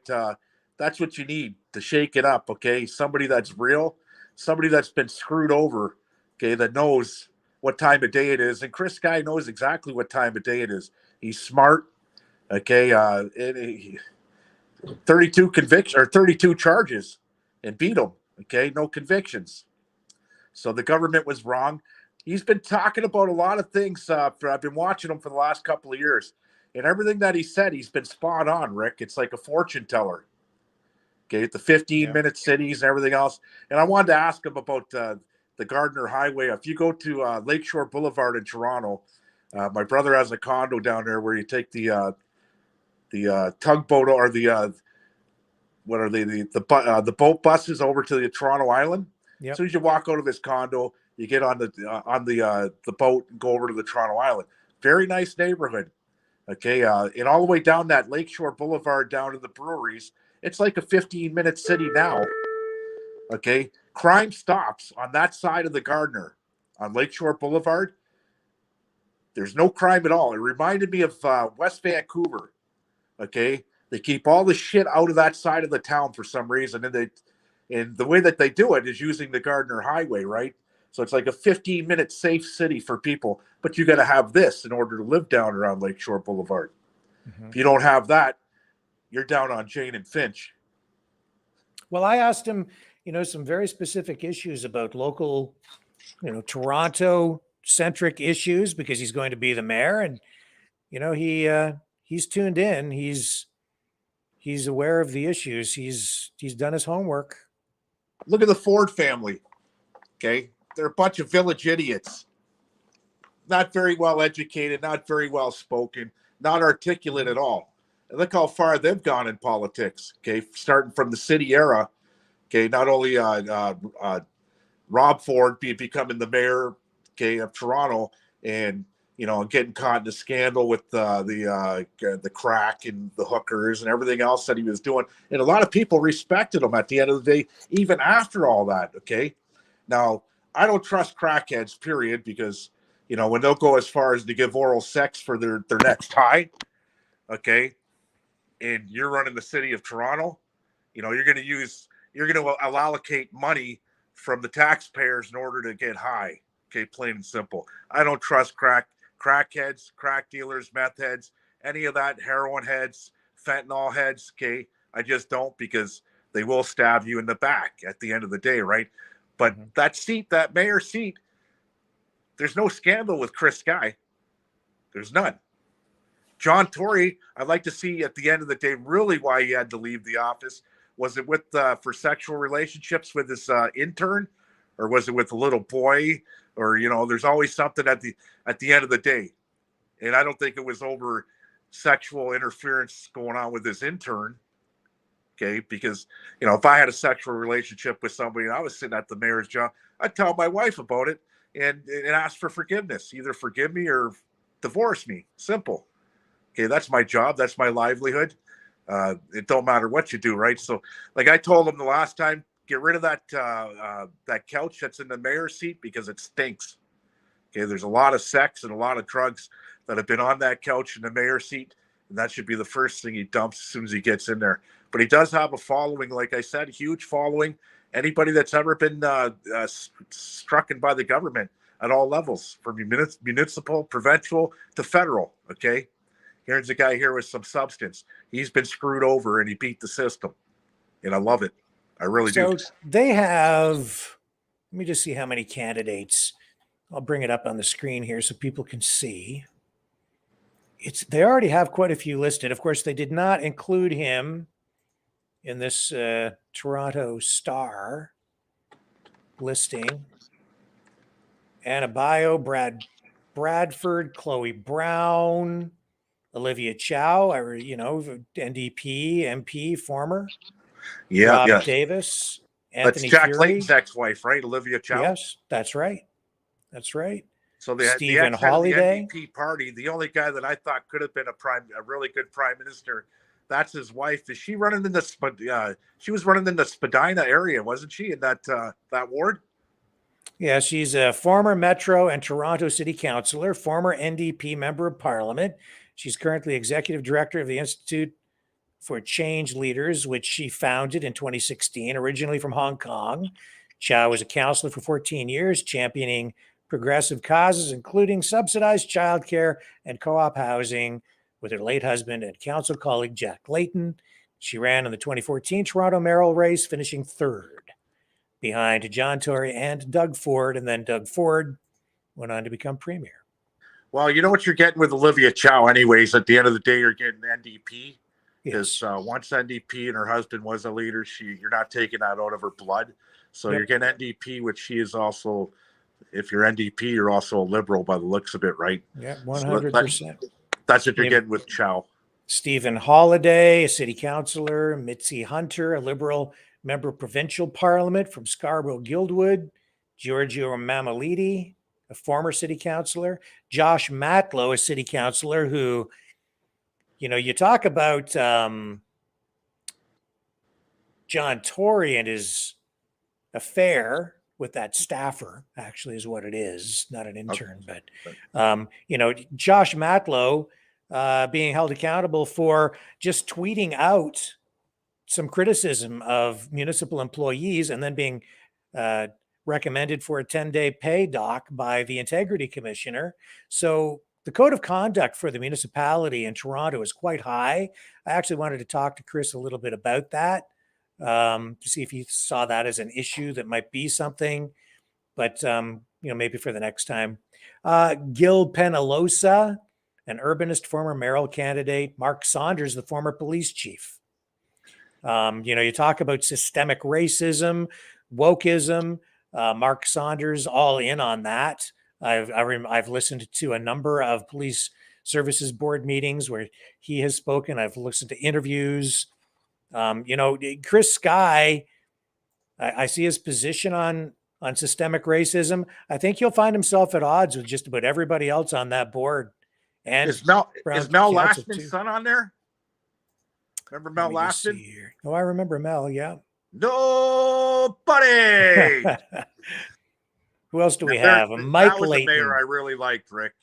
Yeah, Mike Layton, former city councillor, son of Jack Layton. Oh, really? So mom, that's not, obviously he's not half Asian, so it can't be the genetic mother, Olivia Chow. Yeah, he's the stepson of Olivia Chow. Yeah. So they're trying to double down on it, right? Get the whole family running. I guess so. Cut your odds. Yeah, I find that a little odd, actually, that they would run against each other, but politics makes not only strange bedfellows, but adversaries as well, I guess. Jennifer Keys, Matt, former chief city planner. Joe Cressy, former city councillor. Jennifer McElvey, deputy mayor right now. She's actually filling in the void left by John Tory's absence at the moment. And Denzel Minan Wong, former city councillor. So those are the other people listed, and they didn't put Chris Sky on the list. And you know why, right? Because you tell me what your view is. They were probably praying that he would have got a conviction. Okay, because once you would have been convicted, then you're a criminal. You're not running. You're out of the game. So why even try? but he just beat the 32 charges, right? So he's not convicted. He's as law-abiding as Rick Walker. Okay, so they got to respect that. And Chris Sky, okay, I never heard of any of those clowns on there but Olivia Chow. Okay, the only one I've heard of before is Olivia Chow. Now was because of who her husband was, her late husband. Okay, Chris Sky is much bigger than all those guys. Social media is going to do the trick for Chris Sky. Social media is 10 times bigger than mainstream media. People stop listening to mainstream media. You know, what do they call it? A rag? The Toronto Sun, Toronto Star, they're rags. Yeah, they're rags, yeah. Who reads the rags anymore? I don't. Even I got good friends that are reporters, okay? This is funny. My ex-girlfriend, Rick, I put her through journalism school, and she wound up reporting in the Vancouver province paper, right? That's her job. Yeah. And when we were 23 years old, 24 years old, I sold a lot of weed in order to put her through school, right? And she took journalism school, and she's a journalist today, right? So she could thank me later if I ever talk to her again, right? But I see this as, with that number of candidates, I see that helping Chris Sky. They're going to split that vote up, and he's going to have a consolidated base of support, and probably appeal, like he said, to people who otherwise might not vote. He's going to reach across the political spectrum, I think, more than people realize. And because he's colorful, charismatic, and he has that social media power, I think he's a contender. They can't even hit him with the word racist, Rick, and I'll tell you why. Okay, I don't know if you noticed. I've seen his wife before. She's a beautiful woman. Okay, I've talked to her a couple times. She's of Asian descent. Okay. So they can't play the race card with him, and he's been with her for what, 12 years? He said. Okay, so yeah. You know, I didn't realize. I never paid much attention. Yeah. To her ethnicity Right. at all. I've seen her around. Never thought much about it. So that just throws out the race card out of the whole race, because they'd go after that. Well, they've already called him a racist. They played that card multiple times. Go look at the interview he did on Rebel News. You familiar with that? What, Rebel News? Never heard of him before. I only listen to Rick Walker News. Yeah, but you've seen what happened there. He left the set, right? You saw that 100%. Yeah. So they've tried to do that. That's politics for you, right? They're going to go down dirty and try and get all your little dirty little secrets. Olivia Chow have investigators all over Chris Sky, following him around. As soon as he makes a mistake, boom, boom, boom. They'll try and use adultery. They'll try and they'll go as far as planting drugs. I've seen it in politics. Planting drugs on incumbents, okay, and then having the police raid them. You're out of the race. Adios, amigos, right? This has been going on a long time, okay? Smear campaigns is what they call it, right? Yeah. Well, I mean, I asked some pretty tough questions, but I think I was fair. I tried to focus on the issues here tonight, and he stepped up. I have to give him credit. I asked him some very specific questions. He came back with some very strong answers. I was impressed, to be quite honest with you. Imagine you interviewing Rob Ford. Okay. Rob Ford? You mean the late Rob Ford? Yeah, the dead one. Yeah. Yeah. The crackhead, right? Imagine you. That would have been a little different. What a big difference between Rob Ford and Chris Sky. What a big difference. Okay.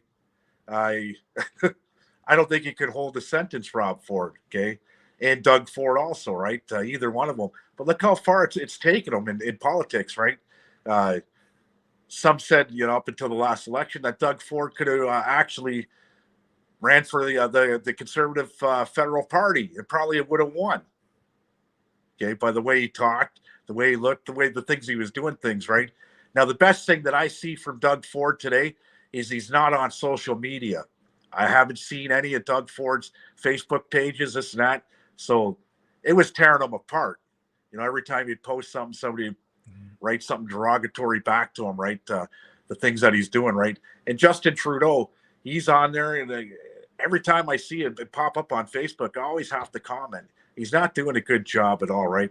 And his support base, everybody that says, "Oh, you're the best prime minister in the world," they're all coming from India. You know, if you look at their profiles, they're not even Canadian citizens, man, on his Facebook page. You know, and he's getting all this support that he thinks he's getting this support. Man, oh man. So give me your opinion on the strong mayor's powers. Are you familiar with what I'm talking about? Do you know what I'm referring to? He was talking about it. And I'll explain it just to tee this up. And then I want your opinion. The provincial government has a new Bill 3 gives the mayors of Toronto and Ottawa special powers. They can veto votes. They can veto certain bylaws, right, as they're voted on, right? So even with the budget, if the budget doesn't look like it's going to pass, he can basically issue an executive order to have it passed, right? Right. And the reason the government did that essentially was to expedite building permits and funding for building projects, I think, because they want to build a lot of houses, like I think 150,000 new houses or something over the next 10 years or something. So a lot of homes anyway, and they want to expedite that process. But by giving that special power to someone like the mayor of Toronto, there are concerns that power might be abused. So there was a lot of attention focused on John Tory. Would he use the strong mayor's powers to get his budget passed? And ultimately, he didn't need to do that, as he passed this last budget just a month ago. But Chris Sky is sitting here saying that he's going to use that power extensively to jam through the things that he wants to get through. What are your views on that? Is that democracy, or is that a dictatorial style of governance? If it's used properly, Rick, okay, now if it's used improperly, and I would be like, hey, Ricky Walker coming to my office and saying, hey, I want to build that condo place downtown, but I'm getting the shaft from everybody else. Here's an extra couple of million in your back pocket. Let it slide through. Okay, that's going to create corruption, okay? But if it's used in the right way, okay, and that the right way would be transparent, nothing behind closed doors. You know, if I was the mayor of Windsor, it'll never happen, not in this lifetime, but if I was the mayor of Windsor, I'd be open to the public on every meeting. I'd be Facebook Live. And if you don't like it, get out of the stinking meeting. Plain and simple. People need to hear what's going on in city council. They need to hear what's going on provincially. They need to hear what's going on federally. No redactions, nothing. What's said live is live, okay, period. Yeah. And that's what they need to start doing, is live videos, nothing behind closed doors, because that's when all the corruption happens, is behind closed doors, right? But now, could you imagine, like, even the prime minister doesn't have that kind of power, right? Right. You get one vote. Like, you're the mayor of Windsor. The mayor of Windsor gets a vote, but doesn't have veto powers. He doesn't have these powers that the mayor of Toronto has, that the mayor of Ottawa now has. And Chris Sky is saying that he's good. If he's elected, he will use it to promote further his agenda, which is no 15-minute cities, all of that stuff, right? But people on the other side would say, you know, or whatever the issue might be, you know, maybe they want to install these smart city or smart, you know, street lights or whatever, and he's going to say no. And you've got other people, other councillors saying, yeah, we want them in our neighborhood. And then he's saying, no, I'm vetoing that. Is that democracy? It's not. That's not democracy in my eyes. Okay. I've sat on delegations with my city council and mayor, okay, especially on the legalization of marijuana before the stores even came. I sat on a delegation, and I went up and I spoke in front of City Hall, and then they voted on it, okay? And yay, at the end of the day, right, it did pass for stores. That's what I was delegating for that time around, right? Stores, and I was against the stores, the legal stores anyways, right? Because obviously I was trying to protect my own interests at that time. And everybody in the room knew, the big elephant in that room knew exactly who I was and what I was about, right? And me, I just wanted to free the weed. And if I could use it as a tool to wipe out hunger and homelessness, simple, right? But for them to have that executive order, that's too much power for a mayor.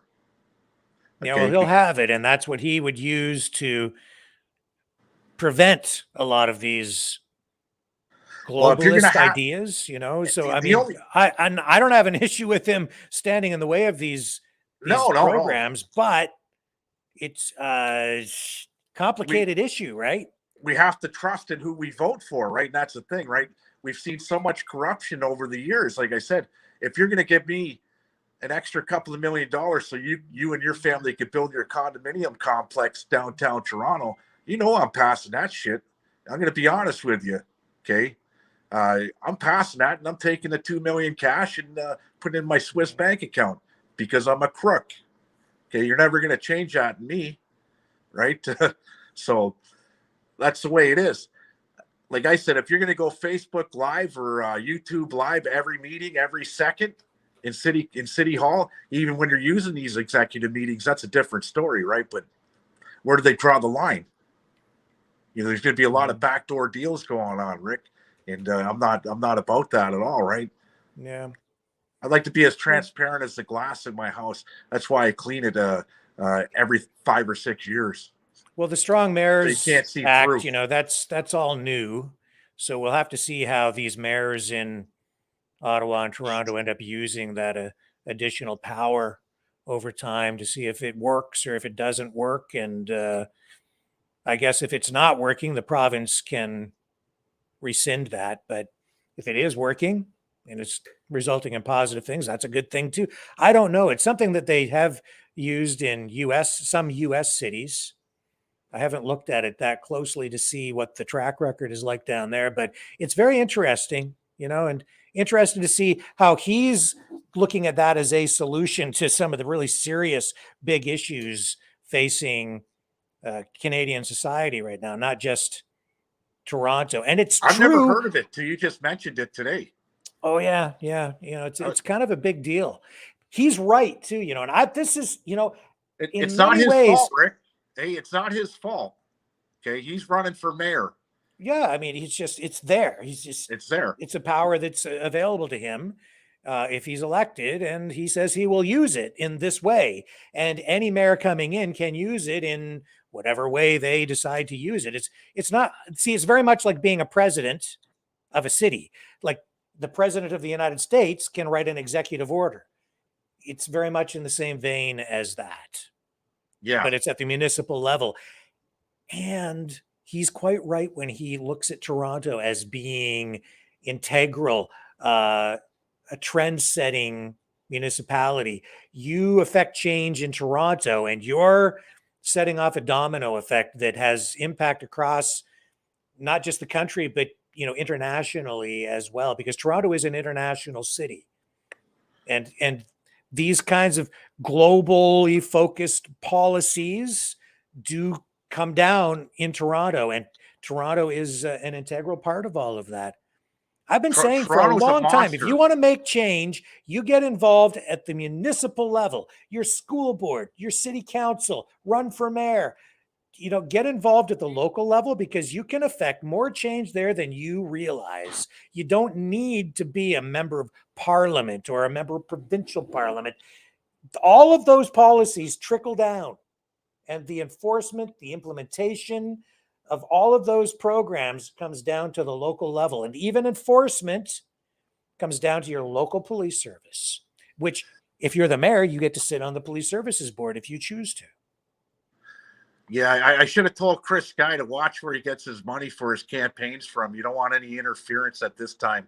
And it don't have to be Chinese. It could be Russian, could be American, whatever, right? You don't want any interference in your election. Just keep it as clean as possible. That's what he has to do, right? But I've seen stranger things happen. So what do you think? What are his chances? How do you see it shaking down? Well, you know what? I come from a betting town with Caesars Casino only being a mile from my house. And if I was to take a bet on it, he's probably got about a 70% chance, okay, of becoming the mayor. I've seen stranger things happen. He's smart. He's articulate. He's got to get out. He's got to run hard. He's got to knock on a lot of doors, okay, plain and simple. He's got to get to people. And the word social media is going to be his big thing because he's more social on social media than any of those clowns in the picture that you showed me of all the people that are running against him, right? I think he's got about a 70% chance, Rick. And that's why his face ain't in that paper in the rag. Because Yeah, they're well, you worried. know what? After speaking to him, I've gone from I don't know to yeah, I think that he's probably going to win. Well, hey, I've gone from I don't know to that. With everything that's going on, if you look at the counterparts provincially and federally, and you look what's going on, it's not. It don't take rocket science, okay, for Chris Sky to win it. Okay, he's there for the people. That's the key thing. If you're not there for the people, you know, Chris Sky could say all that he wants, and he talks a great talk. I just hope that he walks a great walk at the end of the day, like his talk, because he's a smooth operator. Yeah. Okay. He's young. He's flamboyant. Okay. He relates to all of it, to everybody. Okay. And that's the key thing. You got to relate to everybody in order to win it. Like, I will say this. I don't think he will achieve all the things that he says that he will do, because he's going to run up against more opposition than anybody can even imagine, because he's going to run against the grain with the majority of the people on the police services board and on council. Both. Imagine how fast his executive order that that blue card he's going to have in his back pocket called the executive order, how fast they take that away from him. Okay. They're going to go, oh, we made a mistake, especially he says no 15-minute cities. Guess what? The next, we're going to call it scamdemic. We'll call it cars instead of with the S. I don't want to get you banned. We'll call it cars. And guess what? Here's Chris Sky that's not going to listen to the health minister, because you know what? Why should you? Look where we are today. I'm 53. I mean, just I'm 53 years old, Rick. Just tune into any of those council meetings. You can also find, the feeds for the police services board meetings. I've listened to them on the radio just driving back from Toronto. Sometimes they're broadcast. That's crazy. And you'll hear that it's diametrically opposed to his position ideologically. Systemic racism, oh yeah, I mean, you don't dare oppose that. You have to acknowledge it as being a serious thing, and then all of the policies now revolve around that at the police in the Toronto Police Service. So for him to go in there as sort of the sole person who would be opposed to that, he's going to have sharks around him trying to take a bite out of him constantly. So an uphill battle. But once you're there and you've got that mayor's position, you can push back pretty hard from that platform. Well, they'll take that veto card away from him so fast if he did a fraction of what he said he was going to do, and he used that veto card. Wow. Yeah. Well, if you have, as I understand the law, if council comes back and votes 2/3 against him, they can overturn his veto. So there is that check and balance in place. But again, it's all very new for Toronto and Ottawa only. I don't think any other municipalities in Canada have that. And certainly it's an Ontario thing anyway. So those are the two main municipalities that have it right now. And it's a new deal. So a lot of people were looking at John Tory wondering how he was going to use it. They were worried that he was going to use it, because it's an end run around democracy in the view of some, right? It is, but it isn't. So he's saying he's going to use it. Chris Sky says he'll use it extensively. It will become an issue. Donald Trump used it extensively too, right? All the presidents do. They all use it. On his first Obama, day. all of them do. Yeah. Well, that's the first thing Biden did, but he used his executive powers to overturn all of the executive decisions that Trump made. Then you elect the next guy and he overturns everything and puts what he wants in there. Pierre Poilievre, what's he say? The first move he wants to do is get rid of the carbon tax. Yeah. Right. But that's what I'm saying, though. Even the prime minister does not have that level of power. The prime minister only gets a vote.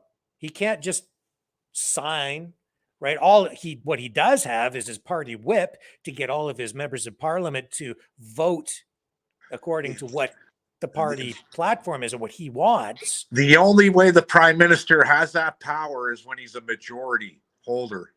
That's right? true too. Well, to a Right. degree, yeah, that's true. Right. So he's got a coalition right now that's acting, a minority party acting as a majority, and that's a scary thing. Yeah. Right. I don't get it at all. Look at Christine Freeland. I don't know who did her makeup. Like I said, man, Anderson's funeral home. It's sickening, right? It's sickening what I'm seeing in the world today, Rick. And you know, I'm blessed. I'm not taking anything for granted. I'm just blessed that I got my scruples together today, because shit, 20 years ago, I wouldn't give a shit about any of these politicians, okay, at all, man. Yeah. And I feel really sad for the next generation coming up, and that's my kids, your grandkids, my grandkids. Man, they're gonna have it tough, bud. Really tough. Well, he's going to have a tough job if he does get elected, no matter what. He is ambitious, but it's not an easy gig, and he's inheriting a financial situation that is difficult. John Tory had to go cap in hand to Justin Trudeau to get a $2 billion bailout because they didn't have enough money to sustain the police, the programs that they have in place. Right? They had a shortfall. Now they've got what a did they say? 900 What is it per year? Their budget? 16 billion, 0.1 billion, somewhere in that range. Yeah. Overall to run the city every year. And they just in this last budget, I believe it's a property tax hike for residential of about 5.5%. The commercial is 2.75. And I believe industrial is 5.4% tax increase. That being said, the mill rate in Toronto remains among the lowest in all of Canada, but that's because they have such high population density and high property values. So as a percentage of the value of the property, their mill rate is actually quite low. In fact, I think in Windsor, you've got a mill rate of about 1.8, and in Toronto, it's 0.6. Wow. It's that much of a difference percentage-wise on the mill rate. So well, in my Toronto, property taxes, so it's pretty good in Toronto, actually, for property taxes, because if you own a house that's worth, say, $1 million, you're paying just over $7,000 in property tax per year. Not even PDS, Paul. We were talking about it last night on Discord, and he's paying, I think it was $4,200 per year. Okay, and he's in Toronto, and you're not getting anything in Toronto for under $1 million. And I'm paying in Windsor, I'm paying $2,200 a year. Yeah. It started out 20 years ago at $1,800, so I haven't gone up that much in 20 years, right? Yeah. But Paul, it looks like you're going up another 5% by the sounds of it. Yeah. You got to pay for the services of Toronto, right? But Toronto's a monster. You got 4.5 million people in that town, Rick. Yes. Yeah. You know, I was seeing a thing on YouTube the other night that the 49th parallel, if you're to run straight from East Coast to West Coast, okay, is what, 5,000 kilometers, but it don't run that way, okay? Where we're at in southwestern Ontario, we're below the 49th parallel. 70% of the Canada's population lives below the 49th parallel, which is from Ottawa, Montreal, Windsor, London, Toronto, okay? 70% of our population. That's scary. Well, all these municipalities are going to have big challenges in the next few years because of inflation, because they have limited power to tax. It's basically all property taxes that they collect their money from, some other fees and things like that, but primarily property taxes and transfer payments from higher levels of government. And they're not allowed to run operating deficits. They can run some capital deficits for long-term projects, but overall, they're not allowed to run deficits rather. So I'm going to let you know first, Rick, because I haven't done my taxes. I always get scared at this time of year to even walk in to do my taxes, right? But I made $106,000 last year. I got my son that's still dependent on me. My wife don't work. It's just the three of us at home.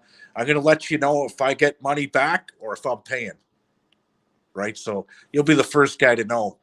And sounds like great numbers. I'm not trying to brag or anything. I'm making 106 grand a year. Okay. Big deal. At the end of the day, I have nothing and I don't like it. Okay. I'm not taking no extravagant vacations. I can't even afford to go to the fucking Buck or two or to the corner store. I'm just like you at 50 grand a year or 60 grand a year. It's crazy. I can't save. I don't know how to save. I'm not putting in RSPs or TSFAs or any of that shit, right? Yeah. I'm just trying to live like everybody else, right? And I'm gonna find out what I get back if I get anything back. I highly doubt I'm gonna get anything back. The government really needs that money, right? At the end of the day, it's all about dollars and cents, and we're just a number for the government. We're born with that thing called social insurance number and a birth date, and that's how they track you, and that's how they bill you at the end of the day, right? So, Yeah. you know, I'd hate to have to see a nationwide strike, but it's going to come because I'm not alone. Anybody below me, man, there's no more middle class, brother. Times they've changed, and the struggle continues. It does, Rick. If my struggle ends like this, since I'm the boss, I still got to go back to work and check out everybody, right? So it is what it is. Thanks. I want to thank everybody. Thanks for having me on the show, Rick. It's funny how Chris Sky was surprised when I knew where he was going to interviewers. But he has nothing to worry about down south here because he's got them all in the south. Like you got some added insulation protection from all the hoodlums, hooligans, and what else right? Because all you got to do is all the mouth. And somebody said, yeah, I'm the Pablo Escobar of cannabis down in Windsor. Maybe so. Many people might think so. If you Google my name, you'll read all the articles. My eyes, Pablo was somebody like Robin Hood, right? I don't look up to the guy who's murderous. I'm not. I'm all about peace, love, and happiness. And everybody in the group, okay, I'm going to say some shout outs. We got Cindy, we got Torrid, Divine Intervention, Jordan, Matt, okay, Choosy, man, he's my favorite from Jersey. I just want to know, Choosy from Jersey, are you from 33rd Street in Jersey? Because I got some friends down there from the Luwazy, very lazy crime family in Jersey.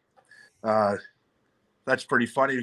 Chicken Lady, we got Eminem, we got them all out there. I want to thank everybody for donating to Rick's show, by the way, too, right? He's get the super chats and everything else that's going on. Keep it coming in because Rick's got a great show, and I don't miss a lick. I don't, Rick. You know, I got a job, look at where I don't have to miss a lick. So once I'm done the Rick Walker show, I get really busy at work. I think I sent you a video of me flipping a 44 or 45. I saw that.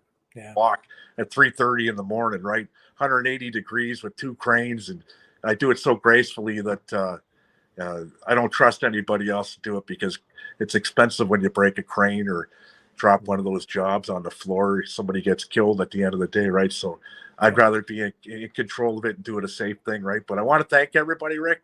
This is awesome. You'll have me back. Don't worry. Thank you, Leo. It's been great. Good show. Thank you. There you have it. The mouth of the South. Thank you very much. What we're going to do here tonight is I'm going to, well, first of all, say thank you to everybody for hanging in there. And thank you to Chris Sky for joining us on the program tonight. That was a great interview. And thank you to Leo. Thank you to Weldon, Barry Thongman, and thank you to all you guys for joining us here on the program and participating in the chat. It's been a good show. I am going to rebroadcast this. Once we sign off here, I'm going to recycle this and broadcast just the portion with the interview that we just did with Chris Sky.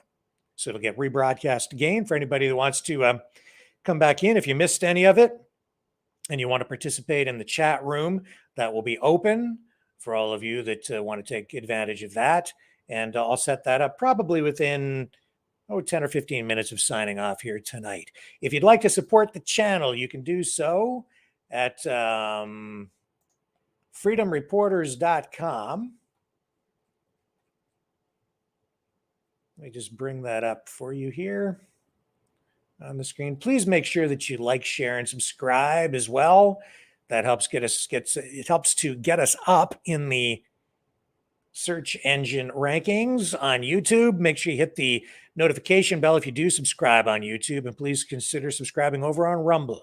We are growing over there. We're also over on Twitch, and the rebroadcast goes up as well over on the other social media platforms like Gab and Clouthub and Bitchute, etc. So thank you, everyone. You can donate to the program at maverickdonations.com, or also, that's the, by the way, maverickdonations.com is Give, Send, Go, and this is the PayPal, freedomreporters.com. We certainly appreciate the support. And to those of you who are donating in the chat room tonight with the Super Chats, thank you. Thank you, thank you, thank you. It helps cover the expenses here, and it costs more to run this than people realize. I will be back tomorrow, 6 p.m. Eastern Standard Time, and the rebroadcast begins in probably about 10 minutes. So look for the notification, and you'll find us back on YouTube, Rumble, Facebook, Twitter, Twitch with the rebroadcast. Thank you, everyone. Good night.